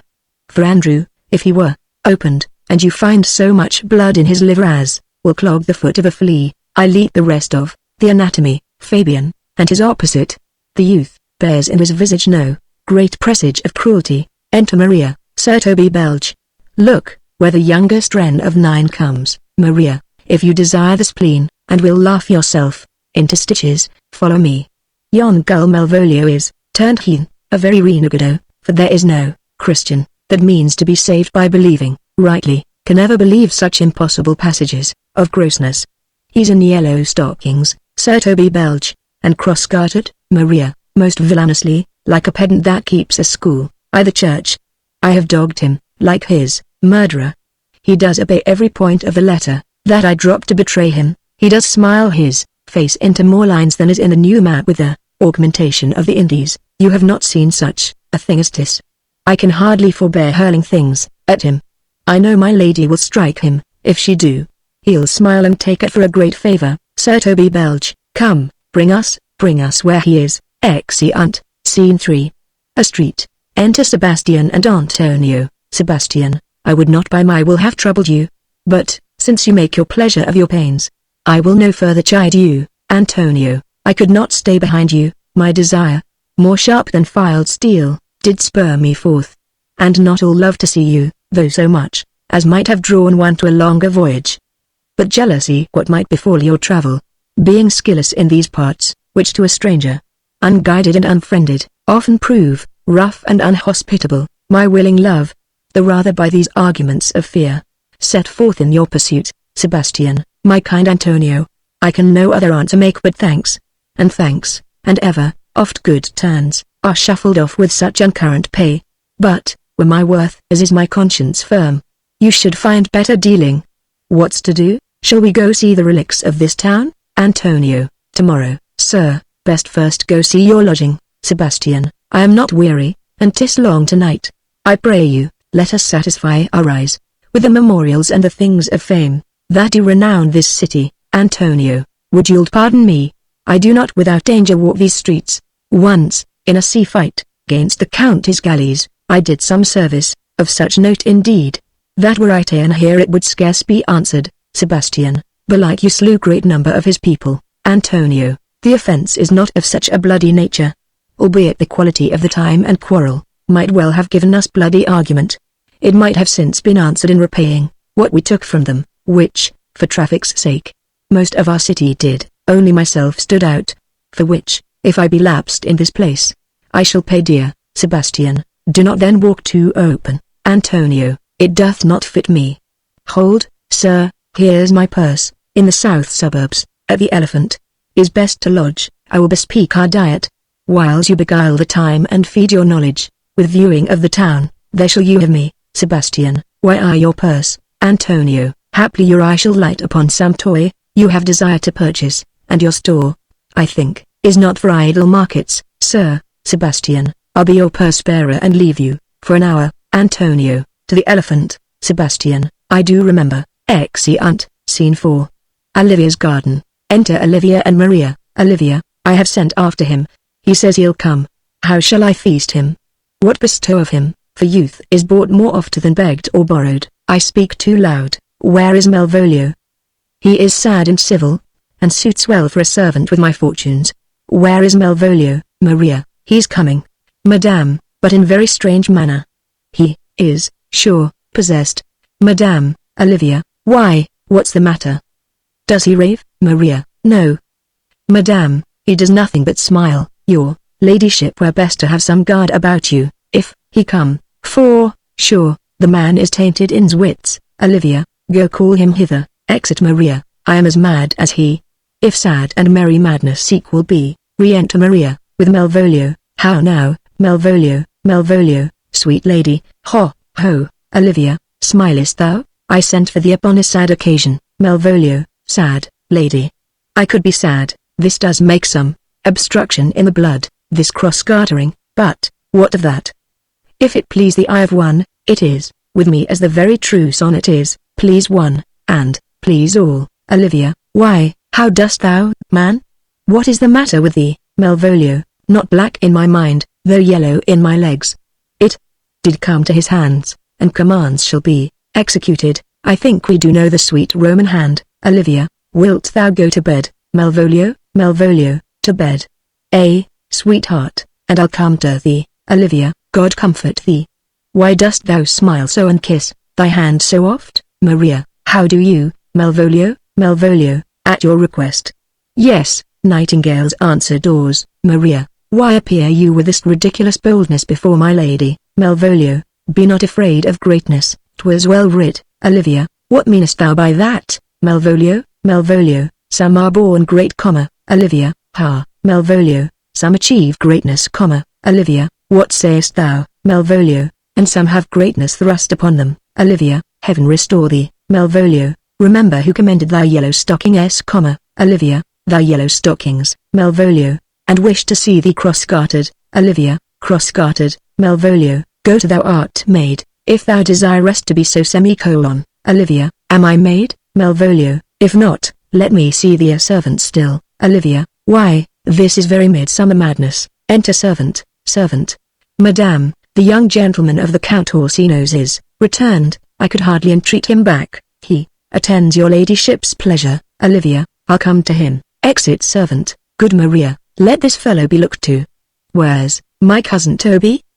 Let some of my people have a special care of him. I would not have him miscarry for their half of my dowry. Exeunt Olivia and Maria. Malvolio, oh, ho. Do you come near me now?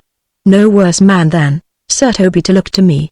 This concurs directly with the letter she sends him on purpose, that I may appear stubborn to him, for she incites me to that. In the letter, cast thy humble slough, says she. Be opposite with a kinsman, surly with servants. Let thy tongue tang with arguments of state, put thyself into the trick of singularity, and, consequently sets down the manner how, as, a sad face, a reverent carriage, a slow tongue, in their habit of some sir of note, and so forth. I have limed her, but it is Jove's doing, and Jove make me thankful. And when she went away now, let this fellow be looked to, fellow. Not Malvolio, nor, after my degree, but fellow. Why, everything adheres together, that no dram of a scruple, no scruple of a scruple, no obstacle, no incredulous, or unsafe circumstance. What can be said? Nothing that can come between me and the full prospect of my hopes.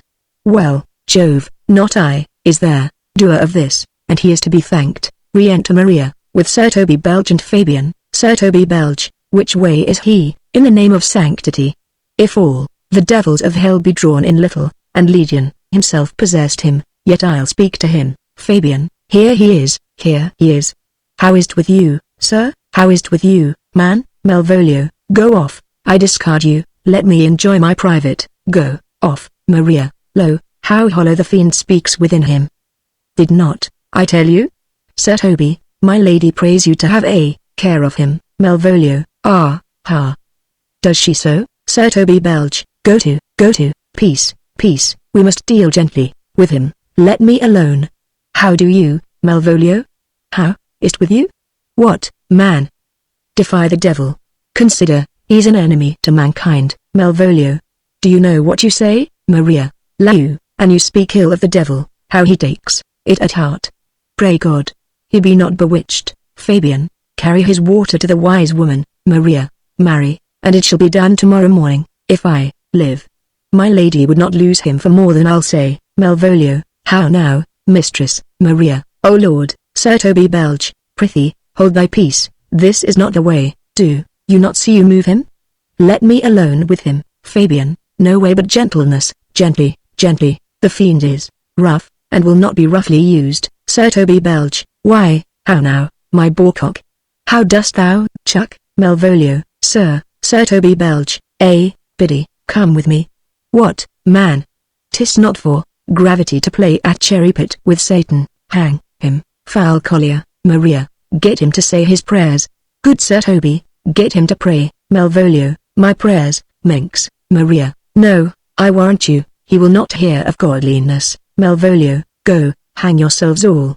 You are idle shallow things, I am not of your element, you shall know more hereafter. Exit. Sir Toby Belge, is't possible? Fabian, if this were played upon a stage now, I could condemn it as an improbable fiction.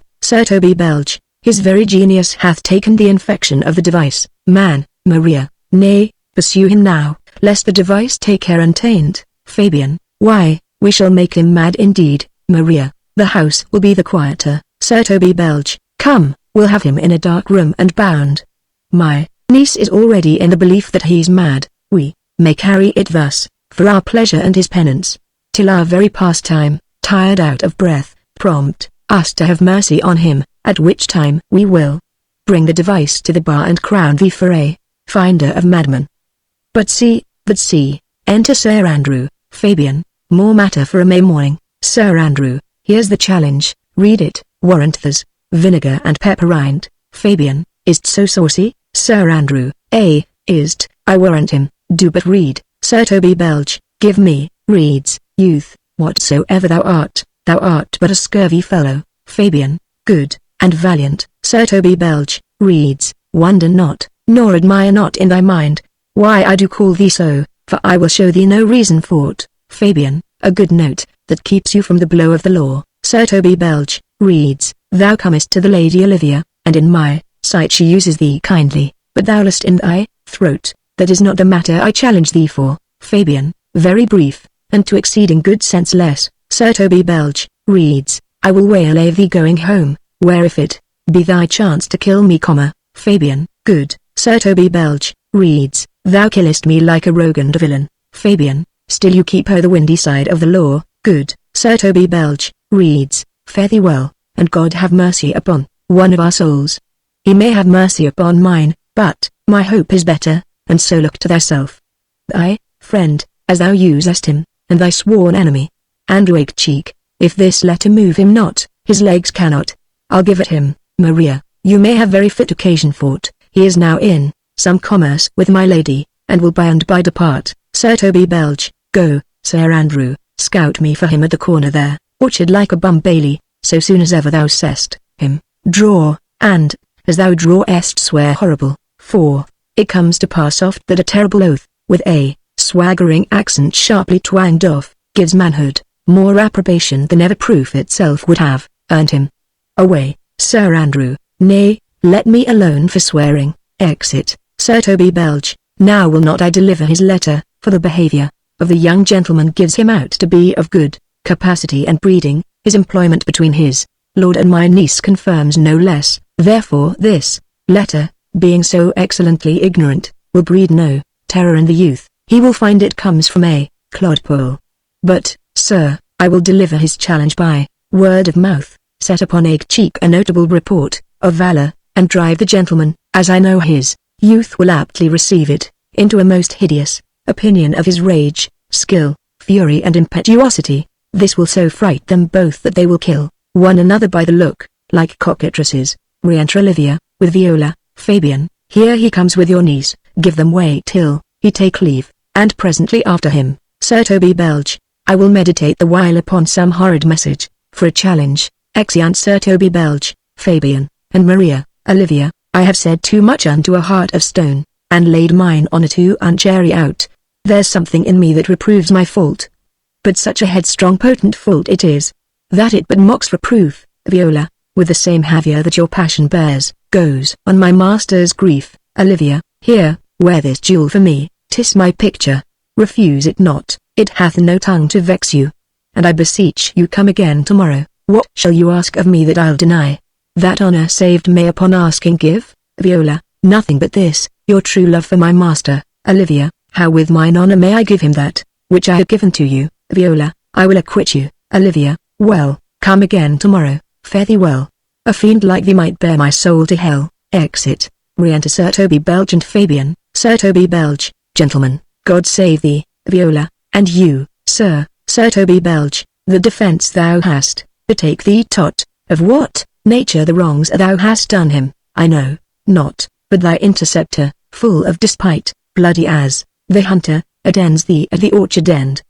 Dismount thy tuck, be yare in thy preparation, for thy assailant is quick, skilful and deadly. Viola, you mistake, sir, I am sure no man hath any quarrel. To me, my remembrance is very free and clear from any image of offence done to any man. Sir Toby Belch, you'll find it otherwise, I assure you. Therefore, If you hold your life at any price, betake you to your guard, for your opposite hath in him what youth, strength, skill and wrath can furnish man with all. Viola, I pray you, sir, what is he? Sir Toby Belge, he is knight, dubbed with unhatched rapier and on carpet consideration, but he is a devil in private brawl, souls and bodies hath he divorced 3, and his incensement at this moment is so implacable, that satisfaction can be none but by pangs of death, and sepulchre. Hob, nob, is his word, give it or take it. Viola, I will return again into the house and desire some conduct of the lady. I am no fighter. I have heard of some kind of men that put quarrels purposely on others, to taste their valor, but like this is a man of that quirk. Sir Toby Belge, sir, no. His indignation derives itself out of a very competent injury, therefore, get you on and give him his desire. Back you shall not to their house, unless you undertake that with me which with as much safety you might answer him, therefore, on, or strip your sword stark naked, for meddle you must, that's certain, or forswear to wear iron about you. Viola, this is as uncivil as strange. I beseech you, do me this courteous office, as to know of the knight what my offence to him is. It is something of my negligence, nothing of my purpose. Sir Toby Belge, I will do so.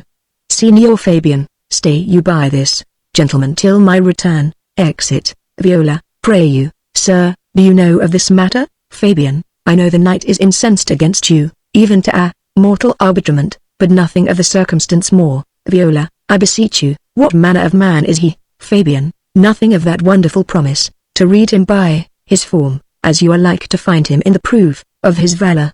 He is, indeed, sir, the most skilful, bloody and fatal opposite that you could possibly have found in any part of Illyria. Will you walk towards him?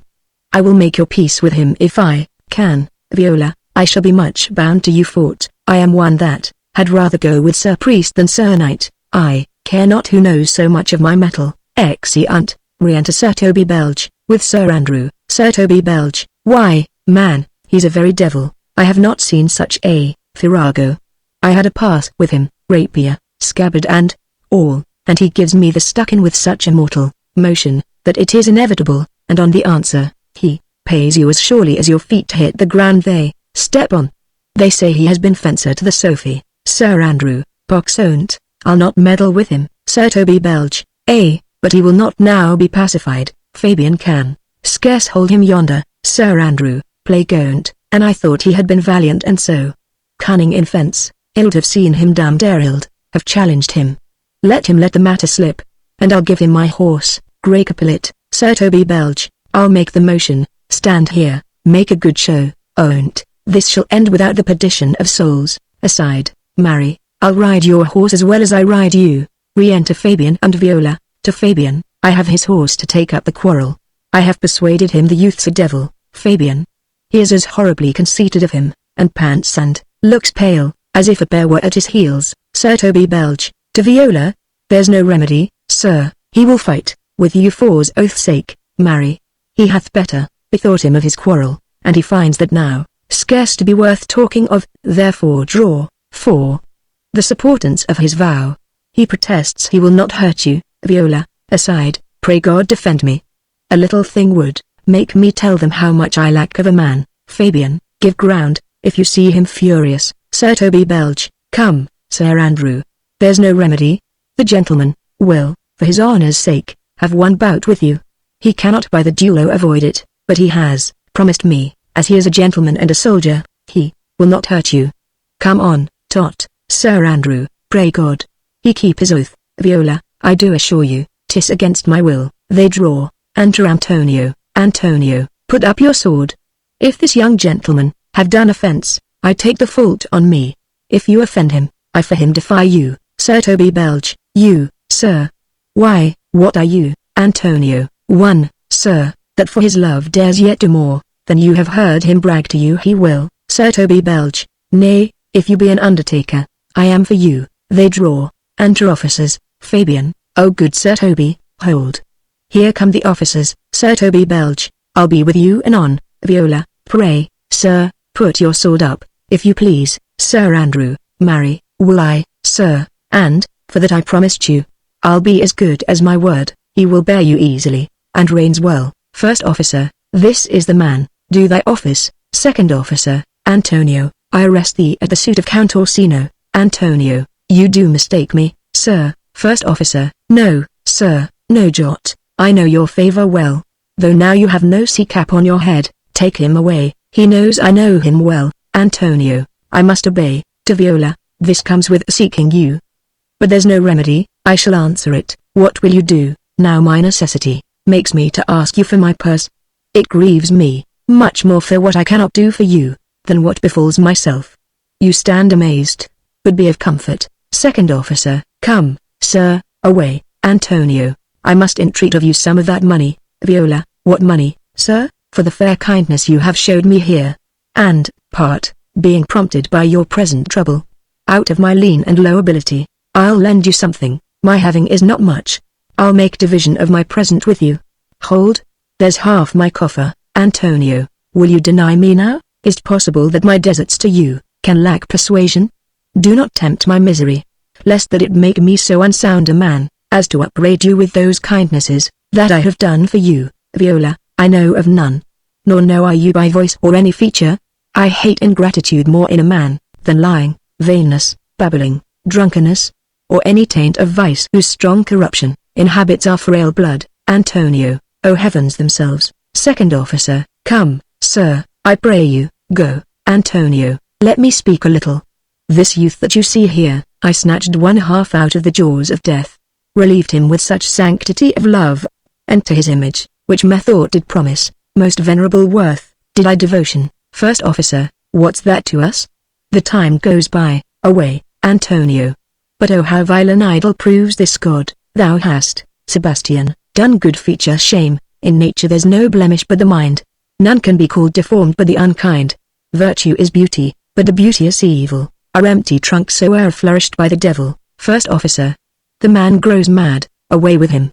Come, come, sir. Antonio, lead me on. Exit with officers. Viola, methinks his words do from such passion fly, that he believes himself, so do not I. Prove true, imagination, oh, prove true, that I, dear brother, be now ta'en for you. Sir Toby Belge, come hither. Knight, come hither. Fabian, wheel, whisper or a couplet or two of most sage saws. Viola, he named Sebastian, I my brother know, yet living in my glass, even such and so, in favor was my brother, and he went, still in this fashion, color, ornament, for him I imitate. Oh, if it prove, tempests are kind and salt waves fresh in love. Exit. Sir Toby Belge, a very dishonest paltry boy, and more a coward than a hare. His dishonesty appears in leaving his friend here in necessity and denying him, and for his cowardship, ask Fabian. Fabian, a coward, a most devout coward, religious in it. Sir Andrew, slid, I'll after him again and beat him.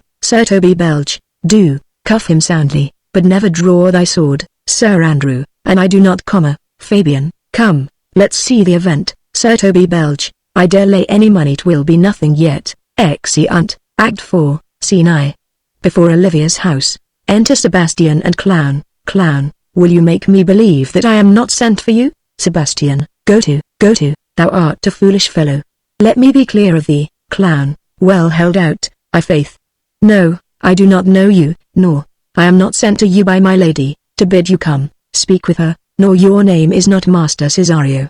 Nor this is not my nose neither. Nothing that is so is so. Sebastian, I prithee, vent thy folly somewhere else. Thou knowst not me. Clown, vent my folly. He has heard that word of some great man and now applies it to a fool. Vent my folly. I am afraid this great lubber, the world, will prove a cockney. I prithee now, ungird thy strangeness and tell me what I shall vent to my lady. Shall I vent to her that thou art coming? Sebastian, I prithee, foolish Greek, depart from me. There's money for thee. If you tarry longer, I shall give worse payment. Clown, by my troth, thou hast an open hand. These wise men, that give fools money get themselves a good report after 14 years' purchase. Enter Sir Andrew, Sir Toby Belge, and Fabian. Sir Andrew, now, sir, have I met you again? There's for you, Sebastian. Why, there's for thee, and there. Are all the people mad? Sir Toby Belge, hold, sir, or I'll throw your dagger o'er the house. Clown, This will I tell my lady straight, I would not be, in some of your coats for 2 pence. Exit. Sir Toby Belch, come on, sir. Hold, Sir Andrew. Nay, let him alone. I'll go another way to work with him. I'll have an action of battery against him, if there be any law in Illyria, though I struck him first. Yet it's no matter for that. Sebastian, let go thy hand. Sir Toby Belch, come, sir, I will not let you go. Come, my young soldier, put up your iron, you are well fleshed. Come on, Sebastian, I will be free from thee. What wouldst thou now? If thou darest tempt me further, draw thy sword. Sir Toby Belch, what? Nay, then I must have an ounce or two of this malapert blood from you. Enter Olivia. Olivia, hold, Toby, on thy life I charge thee. Hold, Sir Toby Belch. Madame, Olivia, will it be ever thus? Ungracious wretch, fit for the mountains and the barbarous caves, where manners ne'er were preached. Out of my sight, be not offended, dear Cesario. Rudesby, begone. Exeunt Sir Toby Belch, Sir Andrew, and Fabian. I prithee, gentle friend, let thy fair wisdom, not thy passion, sway, in this uncivil and thou unjust extent, against thy peace. Go with me to my house, and hear thou the how many fruitless pranks this ruffian hath botched up, that thou thereby mayst smile at this. Thou shalt not choose but go. Do not deny. Beshrew his soul for me. He started one poor heart of mine in thee. Sebastian, what relish is in this? How runs the stream? Or I am mad, or else this is a dream. Let fancy still my sense in Lethe steep. If it be thus a dream, still let me sleep. Olivia, nay, come, I prithee, would fools to be ruled by me. Sebastian, Madame, I will. Olivia, oh, say so, and so be. Exeunt. Scene 2. Olivia's house. Enter Maria and Clown. Maria, nay, I prithee, put on this gown and this beard.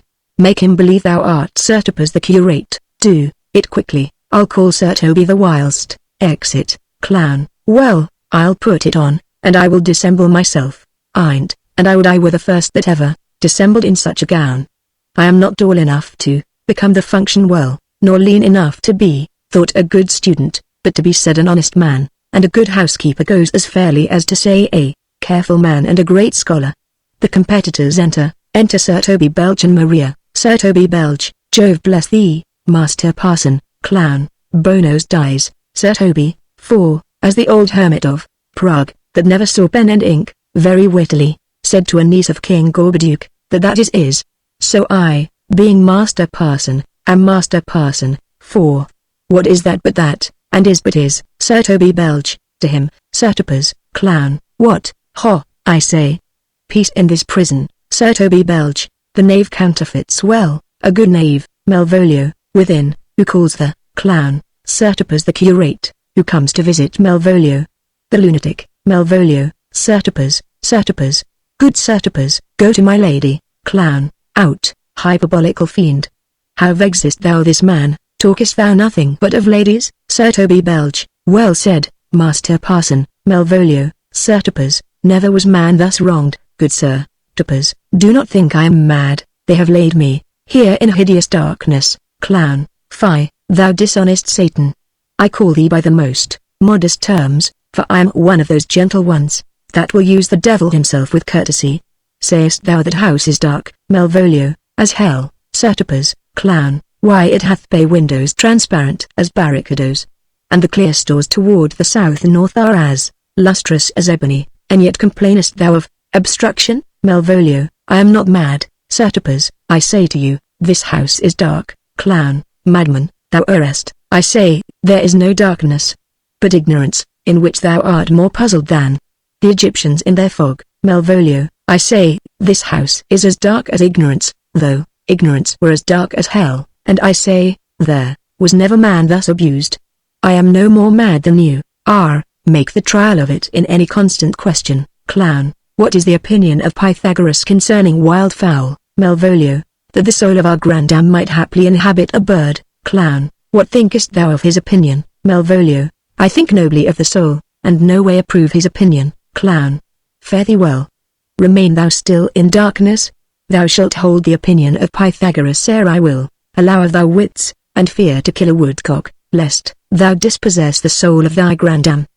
Fare thee well, Malvolio. Certipus, Sir Toby Belch, my most exquisite Sir Topers, clown, nay, I am for all waters, Maria, thou mightst have done this without thy beard and gown, he sees thee not, Sir Toby Belch, to him in thine own voice, and bring me word how thou findest him. I would we were well rid of this knavery. If he may be conveniently delivered, I would he were, for I am now so far in offence with my niece that I cannot pursue with any safety this sport to the upshot. Come by and by to my chamber. Exeunt Sir Toby Belch and Maria, clown, singing, hey, Robin, jolly Robin, tell me how thy lady does. Malvolio, fool, clown, my lady is unkind. Purdy, Malvolio, fool, clown, alas, why is she so? Malvolio, fool, I say, clown, she loves another who calls, ha, Malvolio, good fool, as ever thou wilt deserve well at my hand, help me to a candle, and pen, ink and paper. As I am a gentleman, I will live to be thankful to thee fort, clown, Master Malvolio, Malvolio, good fool, clown, alas, sir, how fare you besides your 5 wits? Malvolio, fool, there was never a man so notoriously abused. I am as well in my wits, fool, as thou art, clown. But as well? Then you are mad indeed, if you be no better in your wits than a fool. Malvolio, they have here property to me, keep me in darkness, send ministers to me, arses, and do all they can to face me out of my wits. Clown, advise you what you say, the minister is here. Malvolio, Malvolio, thy wits the heavens restore, endeavor thyself to sleep, and leave thy vain bibble-babble. Malvolio, Sir Topers, clown, maintain no words with him, good fellow. Who, I, sir? Not I, sir. God be with you. Good Sir Topers, merry, amen. I will, sir, I will. Malvolio, fool, fool, fool, I say, clown, alas, sir, be patient. What say you, sir? I am shan't for speaking to you. Malvolio, good fool, help me to some light and some paper. I tell thee, I am as well in my wits as any man in Illyria. Clown, well a day that you were, sir. Malvolio, by this hand, I am. Good fool, some ink, paper and light, and convey what I will set down to my lady. It shall advantage thee more than ever the bearing of letter did. Clown, I will help you tot. But tell me true, are you not mad indeed? Or do you but counterfeit? Malvolio, believe me, I am not, I tell thee true. Clown, nay, I'll ne'er believe a madman till I see his brains. I will fetch you light and paper and ink. Malvolio, fool, I'll requite it in the highest degree. I, prithee, be gone. Clown, singing, I am gone, sir. And anon, sir, I'll be with you again, in a trice. Like to the old vice, your need to sustain. Who, with dagger of Lath, in his rage and his wrath, cries, ha, to the devil, like a mad lad, pare thy nails, dad. Adieu, good man devil. Exit. Scene 3. Olivia's garden. Enter Sebastian. Sebastian, this is the air, that is the glorious sun. This pearl she gave me, I do feel and set. And though 'tis wonder that enwraps me thus, yet 'tis not madness. Where's Antonio, then? I could not find him at the Elephant. Yet there he was, and there I found this credit, that he did range the town to seek me out. His counsel now might do me golden service.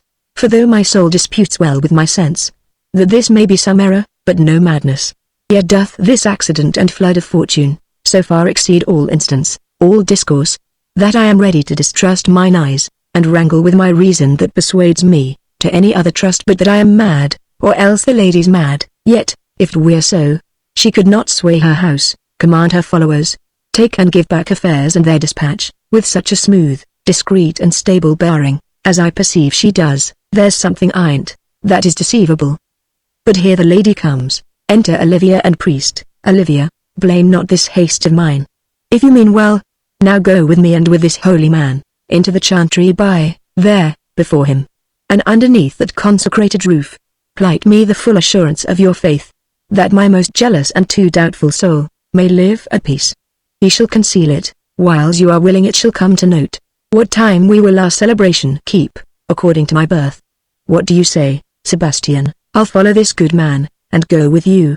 And, having sworn truth, ever will be true. Olivia, then lead the way, good father, and heavens so shine, that they may fairly note this act of mine. Exeunt, Act 5, Scene I. Before Olivia's house, enter Clown and Fabian. Fabian, now, as thou lovest me. Let me see his letter. Clown. Good Master Fabian, grant me another request. Fabian, anything. Clown. Do not desire to see this letter, Fabian. This is, to give a dog, and in recompense desire my dog again. Enter Duke Orsino, Viola, Curio, and Lords. Duke Orsino. Belong you to the Lady Olivia, friends? Clown. Sir, we are some of her trappings. Duke Orsino. I know thee well. How dost thou, my good fellow? Clown. Truly, sir, the better for my foes and the worse for my friends. Duke Orsino. Just the contrary, the better for thy friends. Clown. No, sir, the worse. Duke Orsino. How can that be? Clown. Marry, sir, they praise me and make an ass of me. Now my foes tell me plainly I am an ass, so that by my foes, sir, I profit in the knowledge of myself. And by my friends, I am abused, so that conclusions to be as kisses. If your 4 negatives make your 2 affirmatives, why then, the worse for my friends and the better for my foes. Duke Orsino. Why, this is excellent. Clown. By my troth, sir, no, though it please you to be one of my friends. Duke Orsino. Thou shalt not be the worse for me. There's gold. Clown. But that it would be double dealing, sir. I would, you could make it another. Duke Orsino. Oh, you give me ill counsel. Clown. Put your grace in your pocket, sir, for this once, and let your flesh and blood obey it. Duke Orsino. Well, I will be so much a sinner, to be a double dealer. There's another. Clown. Primo, secundo, tertio, is a good play, and the old saying is, the third pays for all.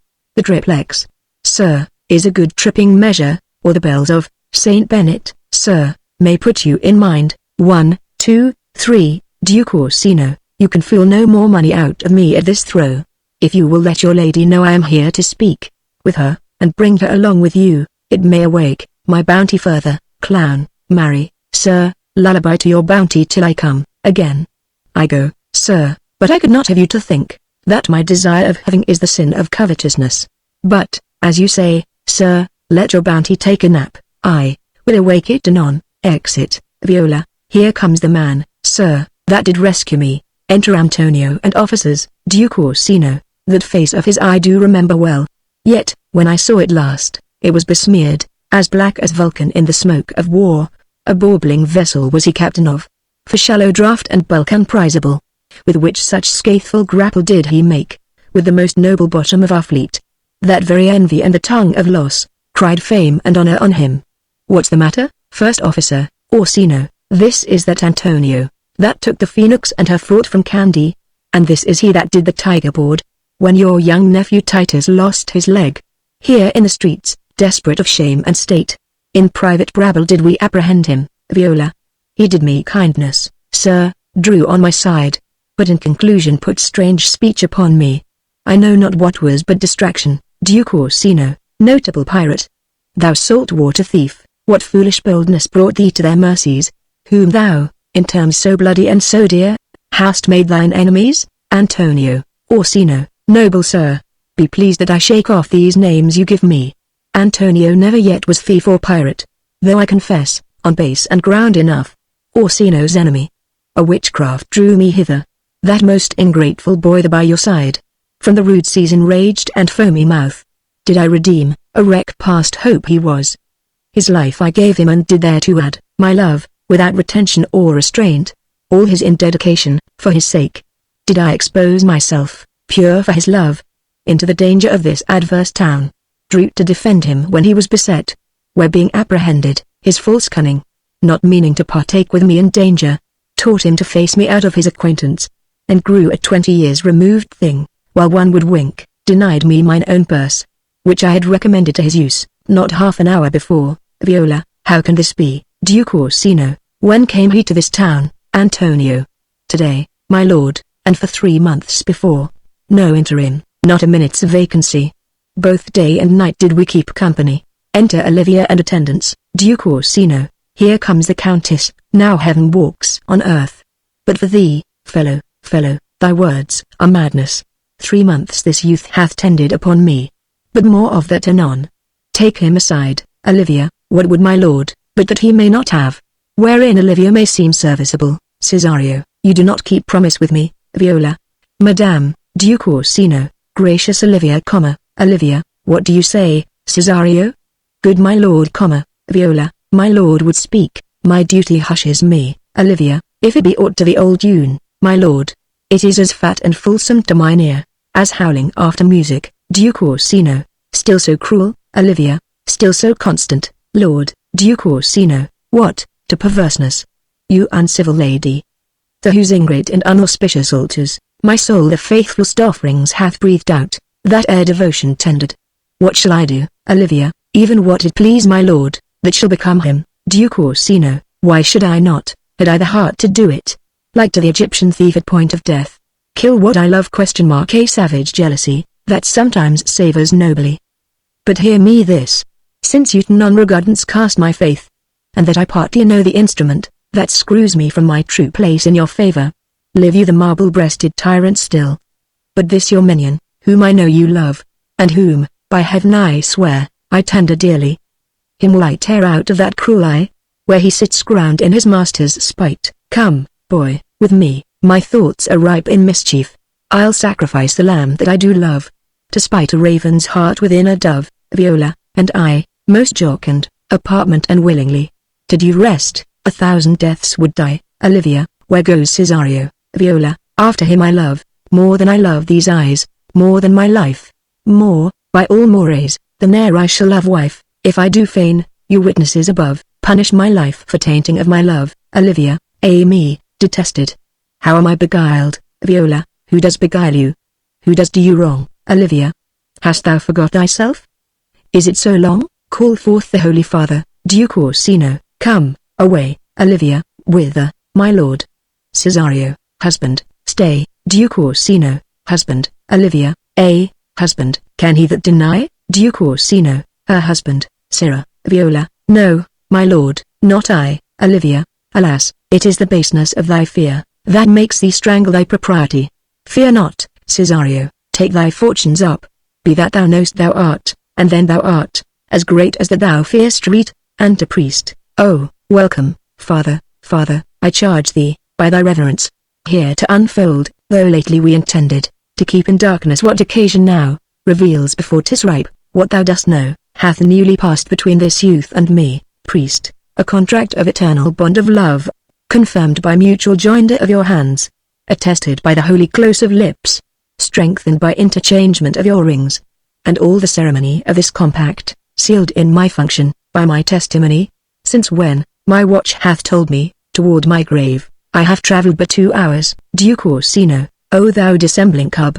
What wilt thou be, when time hath sowed a grizzle on thy case, or will not else thy craft so quickly grow, that thine own trip shall be thine overthrow? Farewell, and take her, but direct thy feet, where thou and I henceforth may never meet. Viola, my lord, I do protest. Olivia, oh, do not swear, hold little faith, though thou hast too much fear. Enter Sir Andrew, for the love of God, a surgeon. Send one presently, to Sir Toby. Olivia, what's the matter, Sir Andrew? He has broke my head to cross and has given Sir Toby, a bloody coxcomb too, for the love of God, your help. I had rather than £40 I were at home. Olivia, who has done this, Sir Andrew? The Count's gentleman, one Cesario. We took him for a coward, but he's the very devil incarnate. Duke Orsino, my gentleman, Cesario, Sir Andrew, adds lifelings, here he is. You broke my head for nothing, and that I did. I was set on to dot by Sir Toby. Viola, why do you speak to me? I never hurt you. You drew your sword upon me without cause, but I bespoke you fair, and hurt you not. Sir Andrew, if a bloody coxcomb be a hurt, you have hurt me. I think you set nothing by a bloody coxcomb. Enter Sir Toby Belgian clown. Here comes Sir Toby halting. You shall hear more. But if he had not been in drink, he would have tickled you other gates than he did. Duke Orsino, how now, gentlemen? How is't with you? Sir Toby Belge, that's all one, has hurt me, and there's the end, own't. Sot, didst see Dick Surgeon? Sot, clown. Oh, he's drunk, Sir Toby, an hour agone. His eyes were set at 8 i' the morning. Sir Toby Belge, then he's a rogue, and a parsy measures pannin. I hate the drunken rogue. Olivia, away with him. Who hath made this havoc with them? Sir Andrew, I'll help you, Sir Toby, because we'll be dressed together. Sir Toby Belge, will you help? An ass head and a coxcomb and a knave, a thin-faced knave, A girl, Olivia, get him to bed, and let his hurt be looked to. Exeunt clown, Fabian, Sir Toby Belch, and Sir Andrew. Enter Sebastian. Sebastian, I am sorry. Madame, I have hurt your kinsman. But, had it been the brother of my blood, I must have done no less with wit and safety. You throw a strange regard upon me, and by that, I do perceive it hath offended you. Pardon me, sweet one, even for the vows we made each other but so late ago. Duke Orsino, one face, one voice, one habit, and two persons. A natural perspective, that is and is not. Sebastian, Antonio, oh my dear Antonio, how have the hours racked and tortured me, since I have lost thee. Antonio, Sebastian are you? Sebastian, fearest thou that? Antonio, Antonio, how have you made a vision of yourself? An apple, cleft in two, is not more twin than these two creatures. Which is Sebastian? Olivia, most wonderful. Sebastian, do I stand there? I never had a brother, nor can there be that deity in my nature, of here and everywhere. I had a sister, whom the blind waves and surges have devoured. Of charity, what kin are you to me? What countryman? What name? What parentage? Viola, of Messalin. Sebastian was my father. Such a Sebastian was my brother too. So went he suited to his watery tomb. If spirits can assume both form and suit, you come to fright us. Sebastian, a spirit I am indeed, but am in that dimension grossly clad, which from the womb I did participate. Were you a woman, as the rest goes even, I should my tears let fall upon your cheek, and say thrice welcome. Drowned Viola, Viola, my father had a mole upon his brow. Sebastian, and so had mine, Viola, and died that day when Viola from her birth had numbered 13 years. Sebastian, oh, that record is lively in my soul. He finished indeed his mortal act, that day that made my sister 13 years. Viola, if nothing lets to make us happy both, but this my masculine usurped attire, do not embrace me till each circumstance, of place, time, fortune, do cohere and jump, that I am Viola, which to confirm, I'll bring you to a captain in this town, where lie my maiden weeds, by whose gentle help, I was preserved to serve this noble count. All the occurrence of my fortune since, hath been between this lady and this lord. Sebastian, to Olivia, so comes it. Lady, you have been mistook, but nature to her bias drew in that, you would have been contracted to a maid. Nor are you therein, by my life, deceived. You are betrothed both to a maiden man. Duke Orsino, be not amazed, right noble is his blood. If this be so, as yet the glass seems true. I shall have share in this most happy wreck. To Viola, boy, thou hast said to me 1,000 times, thou never shouldst love woman like to me, Viola, and all those sayings will I overswear. And those swearings keep as true in soul, as doth that orbed continent the fire, that severs day from night. Duke Orsino, give me thy hand, and let me see thee in thy woman's weeds. Viola, the captain that did bring me first on shore, hath my maid's garments. He upon some action, is now in durance, at Malvolio's suit. A gentleman, and follower of my lady's, Olivia, he shall enlarge him, fetch Malvolio hither. And yet, alas, now I remember me, they say, poor gentleman, he's much distract. Re-enter clown with a letter, and Fabian, a most extravagant frenzy of mine own, from my remembrance clearly banished his. How does he, sirrah? Clown, truly, madame, he holds Beelzebub at the staves' end as well as a man in his case may do. Has here a letter to you, I should have given you today morning, but as a madman's epistles are no gospels, so it skills not much when they are delivered. Olivia, open it, and read it. Clown, look then to be well edified when the fool delivers. The madman reads, by the Lord, Madam, Olivia, how now? Art thou mad? Clown, no, madame, I do but read madness, and your ladyship will have it as it ought to be. You must allow vox. Olivia, prithee, read I thy right wits. Clown, so I do, Madonna, but to read his right wits is to read thus. Therefore perpend, my princess, and give ear. Olivia, read it you, sirrah, to Fabian. Fabian reads, by the Lord, madame, you wrong me, and their world shall know it, though you have put me into darkness and given your drunken cousin rule over me, yet have I the benefit of my senses as well as your ladyship. I have your own letter that induced me to the semblance I put on, with the which I doubt not but to do myself much right, or you much shame. Think of me as you please. I leave my duty a little unthought of and speak out of my injury. The madly used Malvolio. Olivia, did he write this? Clown, madame, Duke Orsino, This savours not much of distraction. Olivia, see him delivered. Fabian, bring him hither. Exit Fabian, my lord, so please you. These things further, thought on. To think me as well a sister as a wife. One day shall crown the alliance own't, so please you. Here at my house and at my proper cost, Duke Orsino. Madame, I'm most apartment to embrace your offer. To Viola, your master quits you, and for your service done him, so much against the metal of your sex, so far beneath your soft and tender breeding. And since you called me master for so long, here is my hand, you shall from this time be your master's mistress. Olivia, a sister. You are she. Re-enter Fabian, with Malvolio. Duke Orsino, is this the madman? Olivia, my lord, this same. How now, Malvolio, Malvolio. Madame, you have done me wrong. Notorious wrong. Olivia, have I, Malvolio? Number, Malvolio, lady, you have. Pray you, peruse that letter, you must not now deny it is your hand. Write from it, if you can, in hand or phrase. Or say 'tis not your seal, nor your invention.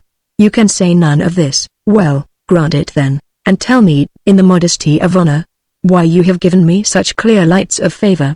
Bade me come smiling and cross-gartered to you, to put on yellow stockings and to frown upon Sir Toby and the lighter people. And, acting this in an obedient hope, why have you suffered me to be imprisoned, kept in a dark house, visited by the priest, and made the most notorious skek and gull, that air invention played on? Tell me why. Olivia, alas, Malvolio, this is not my writing, though, I confess, much like the character. But out of question 'tis Maria's hand, and now I do bethink me, it was she, first told me thou wast mad, then camest in smiling, and in such forms which here were presupposed, upon thee in the letter. Prithee, be content, this practice hath most shrewdly passed upon thee. But when we know the grounds and authors of it, thou shalt be both the plaintiff and the judge, of thine own cause. Fabian, good madam, hear me speak, and let no quarrel nor no brawl to come, taint the condition of this present hour, which I have wondered at. In hope it shall not. Most freely I confess, myself and Toby, set this device against Malvolio here. Upon some stubborn and uncourteous parts, we had conceived against him. Maria writ the letter at Sir Toby's great importance, in recompense whereof he hath married her, how with a sportful malice it was followed, may rather pluck on laughter than revenge, if that the injuries be justly weighed, that have on both sides passed. Olivia, alas, poor fool, how have they baffled thee, clown? Why, some are born great, some achieve greatness, and some have greatness thrown upon them. I was, one, sir, in this interlude, one Certipus, sir, but, that's all one. By the Lord, fool, I am not mad. But do you remember? Madame, why laugh you at such a barren rascal? And you smile not, he's gagged. And thus the whirligig of time brings in his revenges. Malvolio, I'll be revenged on the whole pack of you. Exit. Olivia, he hath been most notoriously abused. Duke Orsino, pursue him and entreat him to a peace. He hath not told us of the captain yet. When it is known in golden time convents, a solemn combination shall be made, of our dear souls. Meantime, sweet sister, we will not part from hence. Cesario, come, for so you shall be, while you are a man, but when in other habits you're seen. Orsino's mistress and his fancy's queen, exeunt all, except clown, sings, when that I wasn't a little tiny boy, with hay, haw, the wind and the rain, a foolish thing was but a toy, for the rain it raineth every day, but when I came to man's estate, with hay, haw, and sea, gainst knaves and thieves men shut their gate, for the rain, and sea, but when I came, alas, to wive, with hay, haw, and sea, by swaggering could I never thrive, for the rain, and sea, but when I came unto my beds, with hay, haw, and sea, with tosspots still had drunken heads, for the rain, and sea, a great while ago the world begun, with hay, haw, and sea, but that's all one, our play is done, and we'll strive to please you every day. Exit.